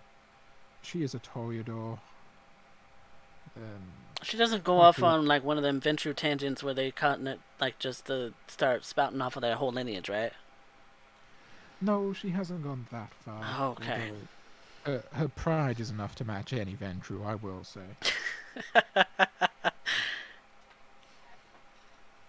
Man, sometimes you get one of them blue bloods to go off on a tangent or some shit, and they just won't stop talking. But yes, she also seems quite eager to prove herself to Urian and make herself a valuable little pet of his. That's a lot. That's a lot of people. He is gathering quite a group. And he is gaining a lot of weight in this city. I mean, that's why I approached him. I don't blame you for it.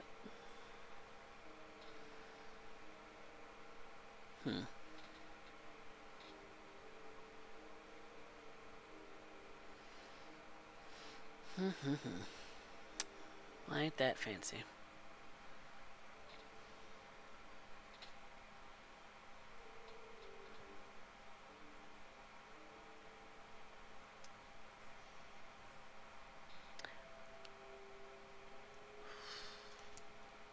If Mr. Jameson does indeed want to get in touch with me,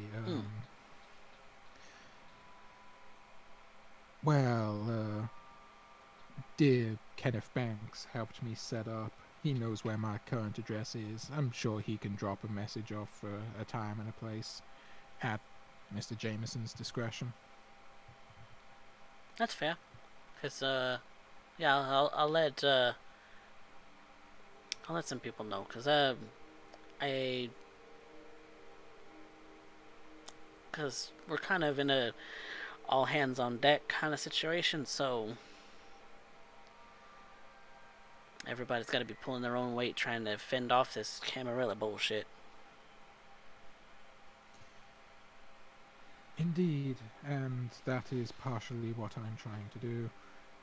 But to be able to defend, I first need to establish myself, and I want to try and do that without stepping on too many toes. Right. That's a good thing. Don't step on too many toes. Not at all. Anything else I can help you with, Miss Violet? No, this has been quite enlightening, and I am glad I made the time to come visit you this evening. I'm glad too. We should do this again sometime. Oh, certainly. I will make sure to keep in touch. After all, we are both ministry. Yep. Ministers gotta stick together. Every other clan seems to be doing it.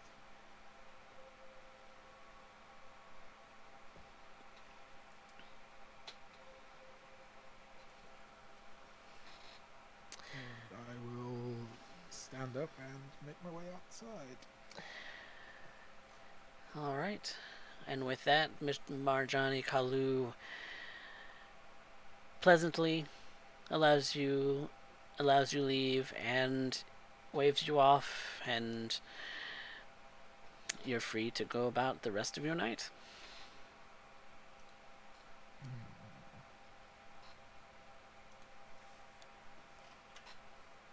I would check my phone and see if there's any messages from, if not Urian, one of the Finn Bloods or sort of anyone.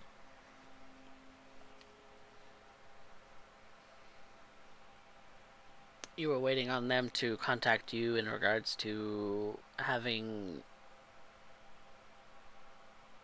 met with anyone, or Yeah, just seeing what the lowdown with John is. okay. Sort of, because I fulfilled my part of that deal. I let Urian know Yep. that John was waiting for him. Okay. You had received a message that that Carlos had passed along your message, and you get a message later from Carlos as well that John is at Club Lush kind of hanging out, and that Urian has spoken with him so far. Fun. And I guess my destination is Club Lush.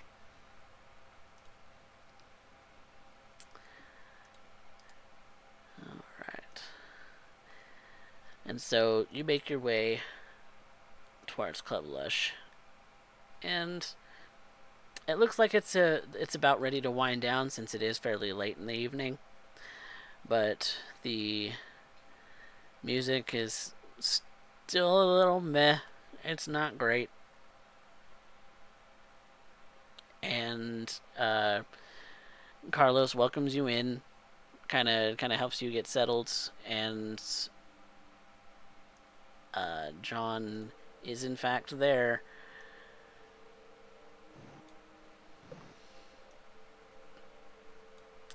Not entirely sure if he's enjoying himself or not, but you know. It is what it is. So good to see you again, John. I promise your meeting went well. Yeah. Yeah, I talked with him. And yourself, Violet, right? Yes. I've had a productive evening catching up with some people, getting to know this city a bit better. It actually turns out that we were almost neighbors in our old haunts. I'm from Detroit originally.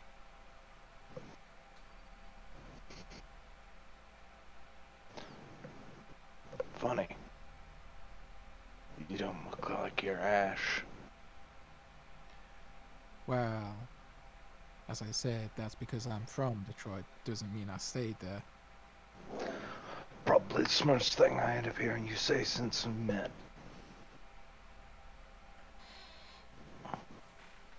Indeed.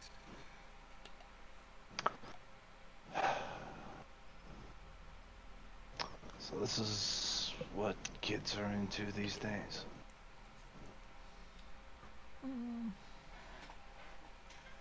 Some kids. I mean, it's not my personal taste, but it'll do. Dude, that's funny. Alright. So what's your game in this? Well, I'm new to the city, and Needing friends. exactly.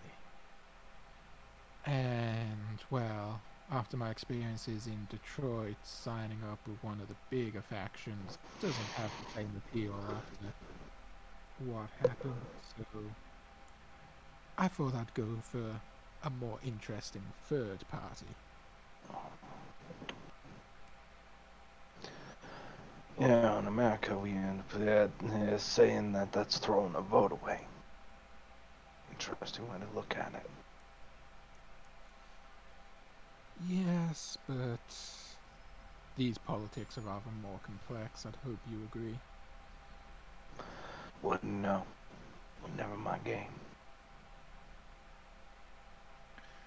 You know, I'm hearing that a lot these nights, and it is so intriguing.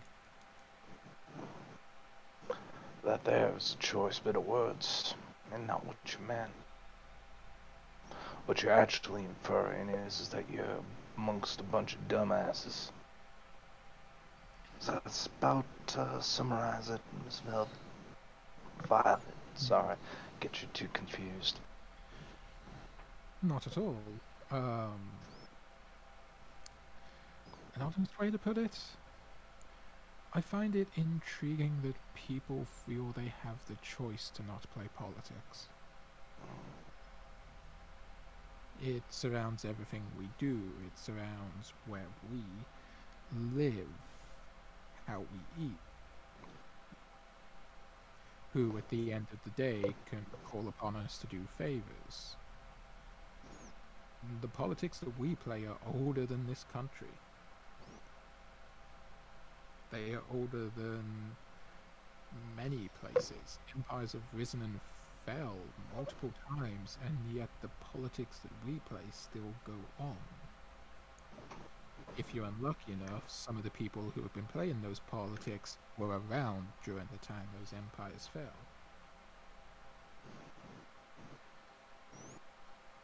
I'm assuming there's a point to this. All I'm saying is that in the face of all that, just saying I don't play politics seems not a dumbass position to take, but perhaps a naive one. I mean, we live politics. Maybe. Tell me, can you really call it much of an existence if you're always looking around, working the angles? When your entire focus is on what's going on amongst ours, you really do much more than fall into the same song and dance. You look like you were made pretty young. You got to keep good parts alive. You really gonna waste that with a bunch of Canaanites? I was sired young, but I also want to live till I'm old, which, well, for us has a very different connotation. I suppose. And as you said, I'm already not Ash. I intend to keep it that way. And, well, after Detroit, let's just say that I am looking to establish me and mine. I will quite happily let the politics happen around me. But to first establish that, I need to play the game.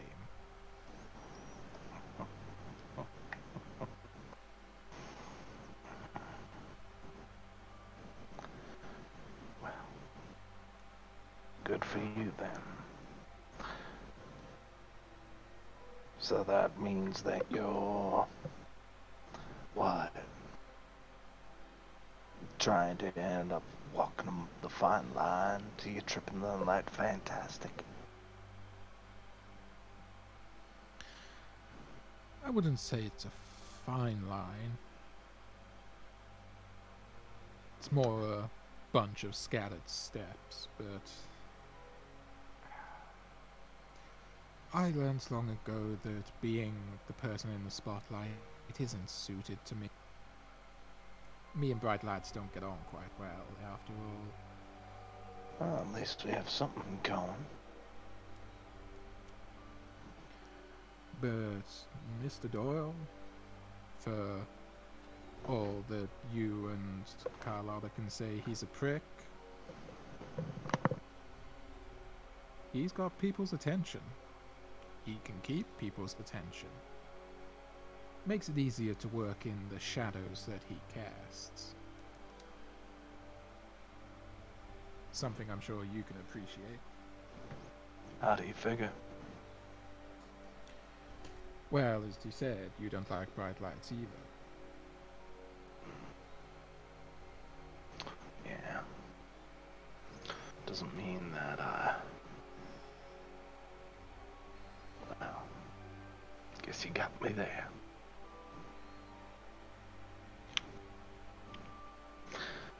Still. This is the kids' club, huh? Playpen.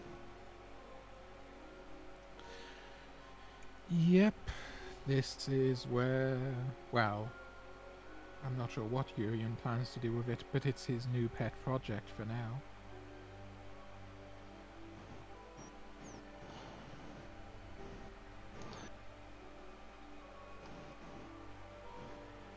Tell me, John, if you might forgive me asking, and given I've just been quite open with you, what brings you to San Antonio?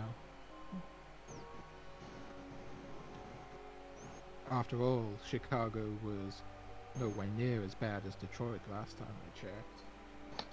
Yeah, but it still can.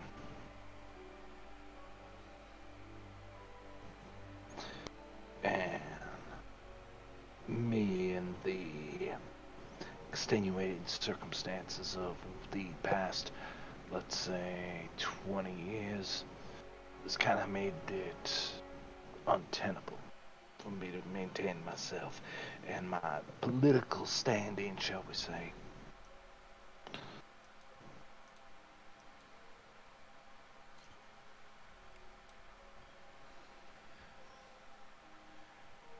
That's fair. And it's nice to know that someone has principles. It wasn't principles, it was survival. I can't last more than 15 minutes under a goddamn, well, prince, and I know it. So when you find out that your whole family decided to end up saying, you know what, anybody who's not pulling the line, we're just going to deliver your worthless ass in a mason jar as an offering, a sacrifice, you might say. Well, I suppose you might end up calling that abhorrent, distasteful.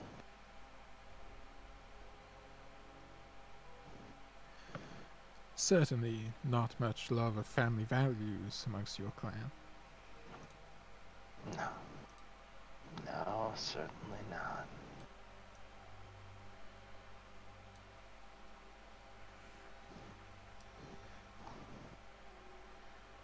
Enough about me, though. What about yours? A lot of you out this way? From what I understand, there's a few of us, mostly in the southern part of the city. I don't know how much are you aware of the current affiliations. Assume I know everything and talk like I know nothing. Probably the safest way to avoid miscommunication.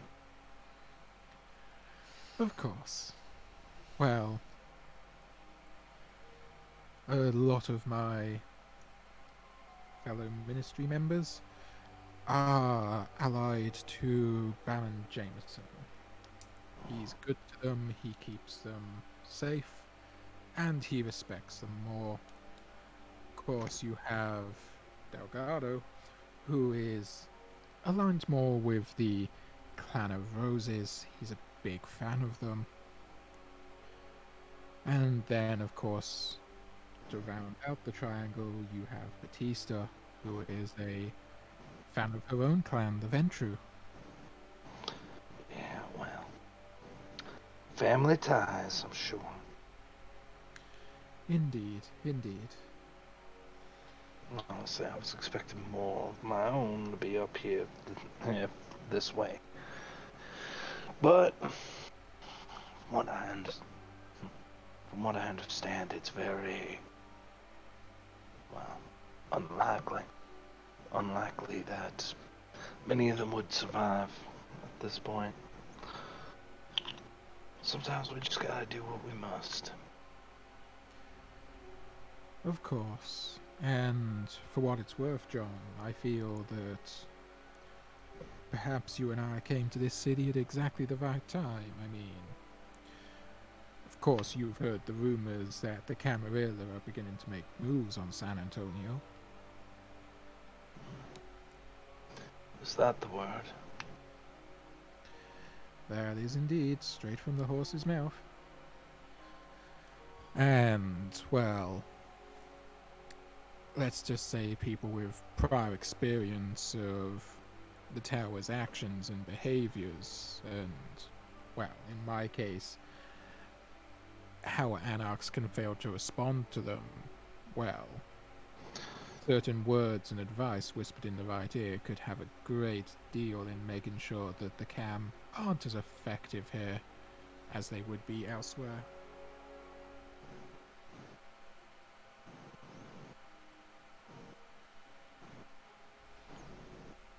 So what you're preaching, dear minister, is a form of unionship. Did I get that right? After a sense, I mean, I think it's safe to say that everyone's goals align when I say we do not want the Camarilla to settle in San Antonio in any regard. And you think that this Doyle is gonna pull that off? The horse you and Velda backed? I feel he's got a better chance than any of the individual barons precisely because he's the third party. With the barons, they'd always be looking at the other two thinking, what's their advantage? How can I get one over? If you're not aware, there was a meeting very recently where Urian managed to expose a Cam spy in Mr. Jameson's court. Now, the fact he got the three barons into the same room to even discuss this and acknowledge that and then expose this person, well, that definitely took some effort and is worthy of investigating further. So you think he's pretty good at finding snitches, huh? I think he's either pretty good at finding snitches or he's pretty good at spitting a lot of bullshit. I don't know, you met him. What was your opinion of him? John kind of looks to you. His eyes narrow a bit. Looking you up and down as though he's trying to read you. An asshole.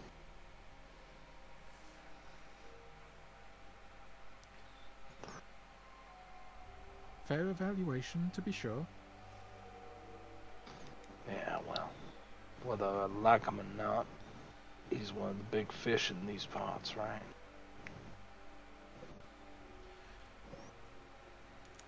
Big, but not too big, I think is the important part.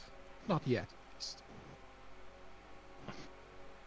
Yeah, implying that you were expecting rapid expansion before Cam gets here. Maybe not before. That really depends on his playbook. He hasn't opened up that much to me yet. You're new here, right?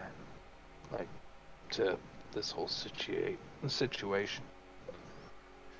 Indeed, although I left Detroit before any of the main trouble started, it took me a while to find a place I wanted to be careful.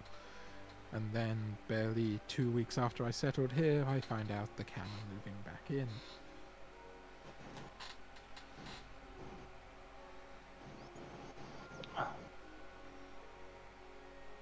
Guess that just pisses on everybody's parade. Very much so. So, Violet, what can I do to you this evening? I mean, for you. I merely wanted to get to know you better in a more civil circumstance than earlier. I do apologize. I did not mean to intrude upon your time with Carlotta. It's just that I needed to teach a lesson to Miss Velda, which I hope she has taken to heart.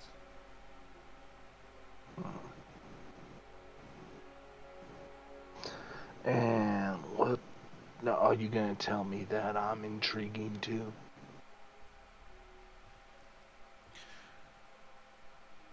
Honestly, how did you put it? A bit of an asshole. Can be. Maybe I'll warm up to you. Not likely, but it happened once or twice before. Can't root out that possibility. But no, John, I don't find you intriguing more than I just want to know you. You are another player on the board. You are approaching Urian, same as I am. It would be naive of me to not want to get to know you. I'm approaching him for a very simple fucking reason. Reason being? He just kind of smiles at you and leaves it at that. Can't blame a girl for trying. You haven't even started to try, Violet. If you wanted to try, you would have pushed. So that tells me you can probably do something a little bit later, which will probably make me end up saying, yeah, I'm probably going to be there for this reason or that. Reality is that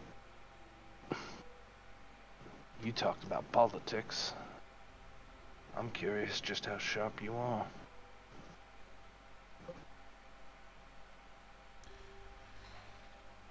Well, time will tell.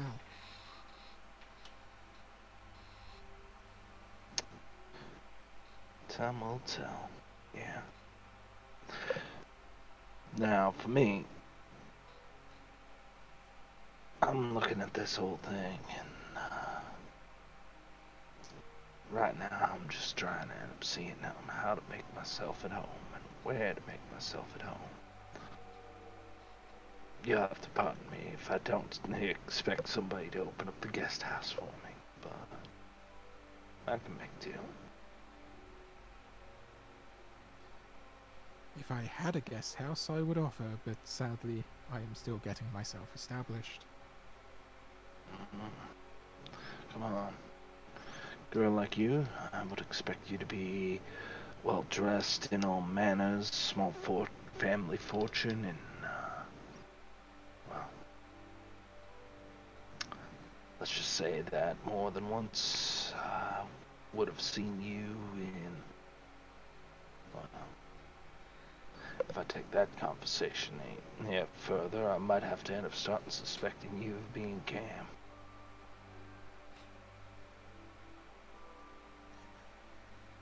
Hardly. In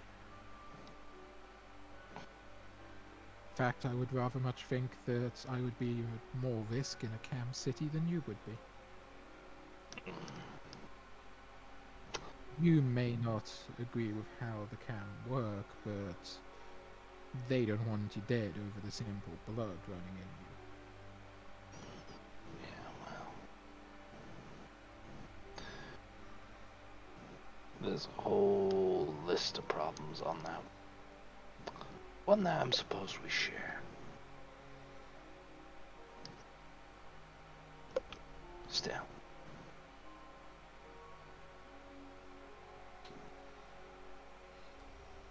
Tell me. What were you hoping to end up doing? What's the patient assessment, doctor? You end up saying asshole. But you also talk about politics, so I gotta assume that you ain't that stupid. Honestly, I don't think you're stupid. I think you're quite competent. I think you know what you want and you have a good idea of how to go about it. Now, the real question is, what do you want, and is it at risk of me, or is it something I should support? Well, I know this doesn't count for much, but if I really wanted you dead, that wouldn't be much of an issue. Of that I have no doubts. Yeah. I was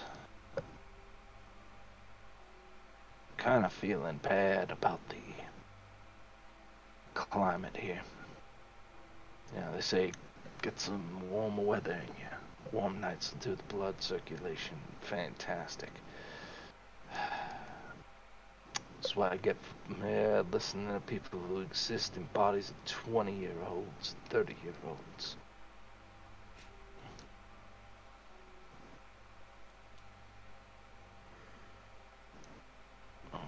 It is getting Noted. well. You. What can I answer for you then?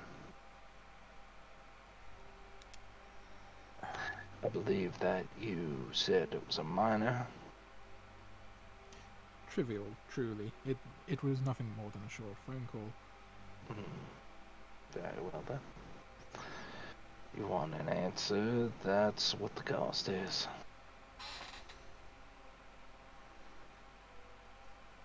Oh.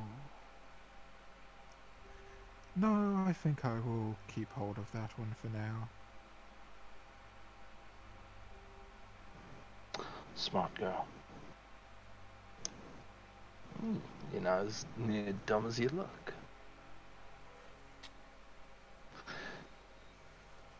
Now the question is if you have any fight in you.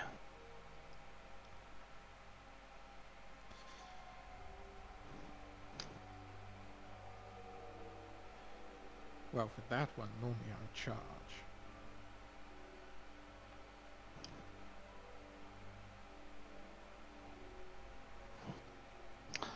I suppose that was... You charge. Charge, huh? For what? My services. Which are? I'm a professional dominatrix, John. I beat people up for money.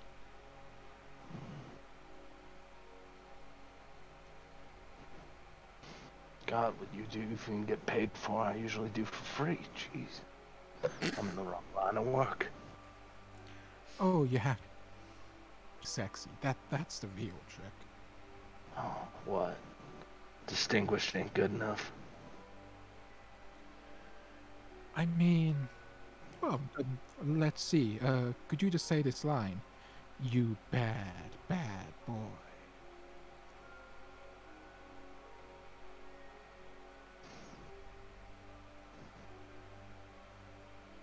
Kind of looks around the club. Is anybody paying attention to him right now?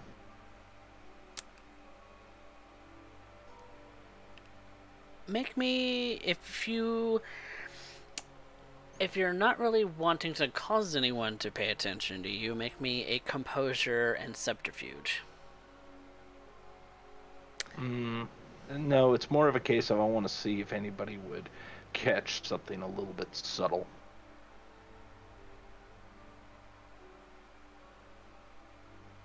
No one's paying direct attention to you. Okay, so no one will notice something.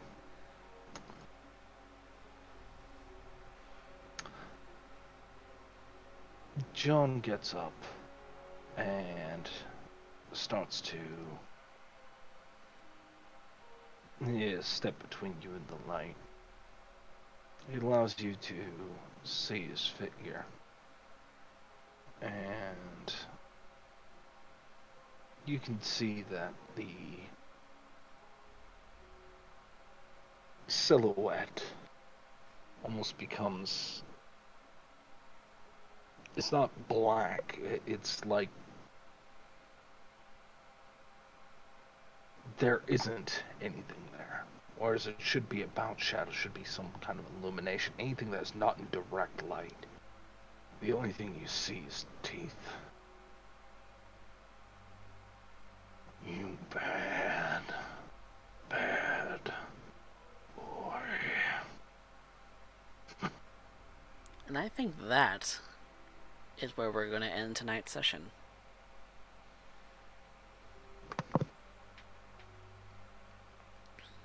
Yay!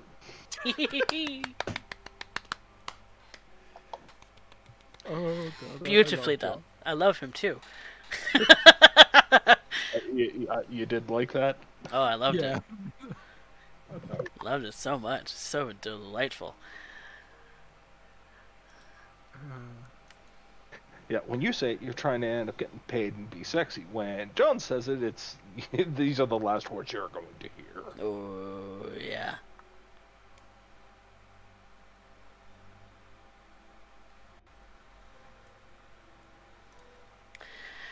But yeah, thank you guys so much for playing.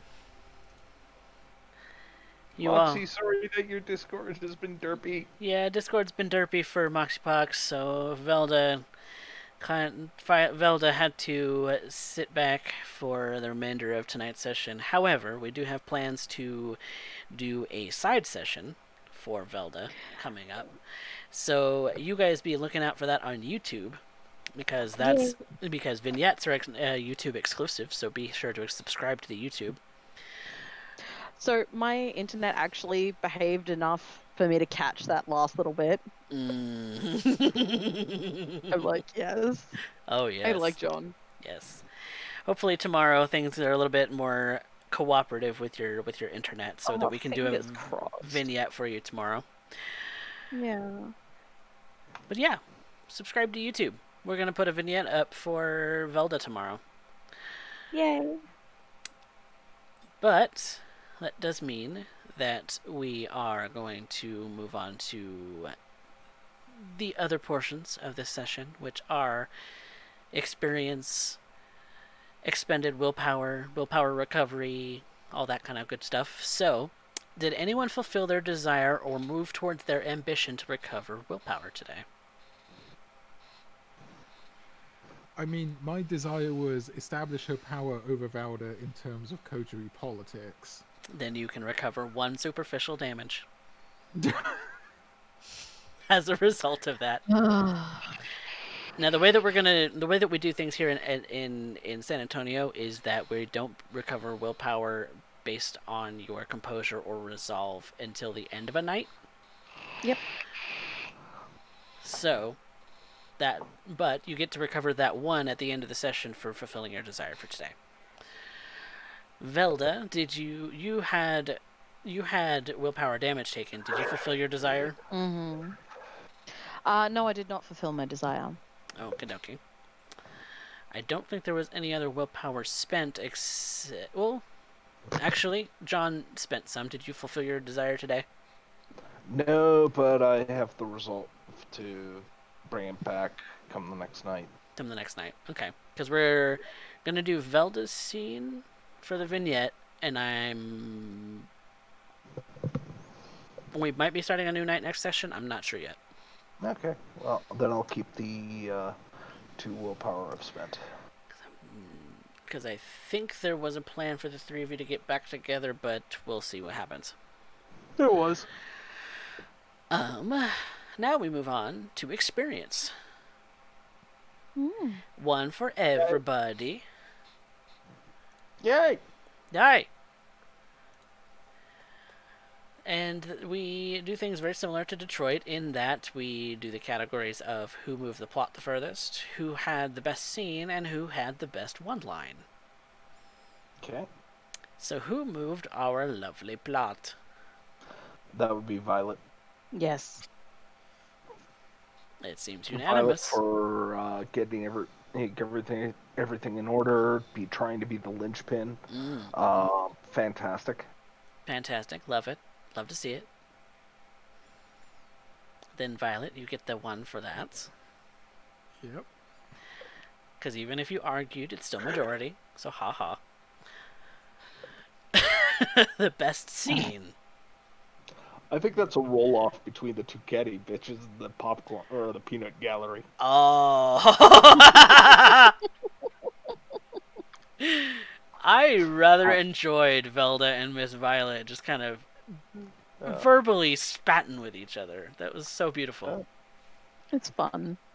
So I would say between those 2, I would do a 2-way roll-off personally, unless you guys want to put something else up. No, Unless you both have arguments. I'm actually gonna let Velda have this one because, like, trying to What? be best. God. Okay. No. I can tell you exactly what happened. You're leaving Velda the experience point because this is akin to taking advantage of everything she's got in the situation, running her hair ragged left, right, and center, and then leaving the $5 bill on the counter as you leave. That's what that experience point is. Wow! For that scene, so much of it was Violet just saying, "Okay, do your thing, hang yourself. You know, take this rope. Take as much as you need to hang yourself." And then just Ooh. sitting back and watching. And she did, though. The worst part is like, Velda, you're past 6 feet. What do you? Okay, Velda, we're getting into uncomfortable bondage territory at this point. Come on. It's the kind of thing she enjoys. Oh, snap. Oh, Violet's very good at it. Snap, snap. But yes, we introduced our lovely new character, John, and then the best one line. Unless they die in a horrible scissoring incident. Or a horrible scissoring accident. I was gonna vote for John, but just for that end bit of Yeah, bad boy. that last. That was Fucking very love much it. like Helsing abridged Alucard moment. Mm-hmm. You done goofed. You know, summon your minions, fight me, hurt me, give Daddy a hug.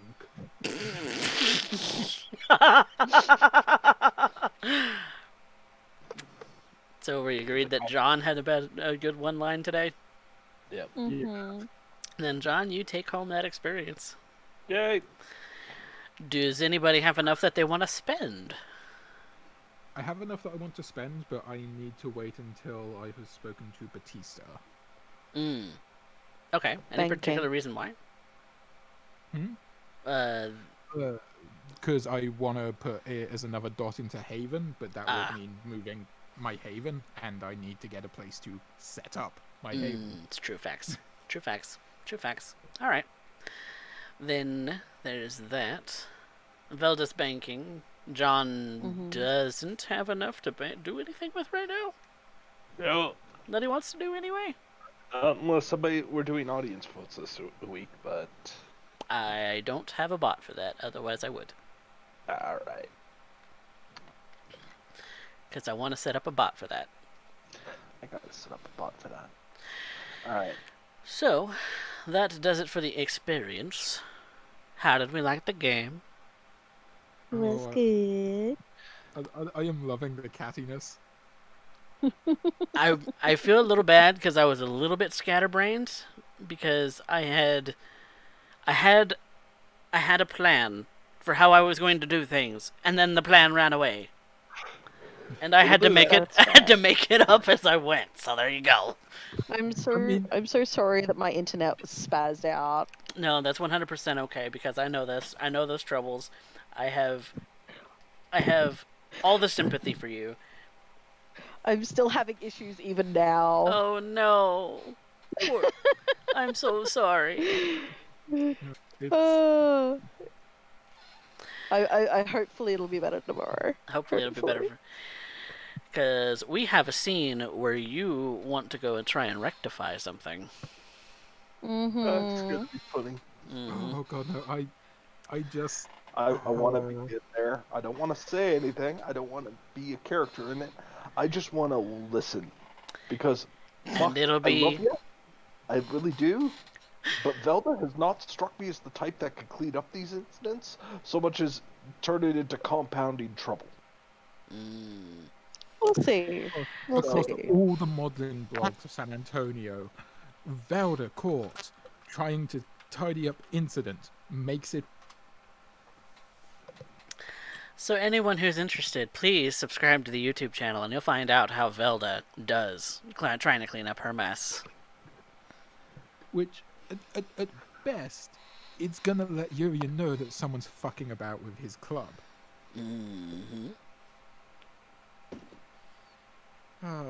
So much fun. But thank you all for playing. And all because I said to Velda, well, go right ahead. Yeah, I think after like a month or two of playing, every time Velda's about to take a step forward and realize that Violet's allowing this, stop, pause, look at her. What is it I'm not accounting for? There's some angle here I'm not getting. She's letting me go forward. This cannot be good. And that ultimately is what I want when I play a ministry character. How the fuck am I fucking this up? If I reach that point, I am playing Violet right. I love Violet. I love her so much. I'm occupying your. I'm living rent free in your brain. Your brain stem is my couch. But yeah, we're going to go ahead and call it a night. Thank you all so much for watching. Hope you all have a lovely rest of your evening. And we will see you on Friday for more Caffeine Fix. Okay. Good night, everybody. Good night. Good night. Good night.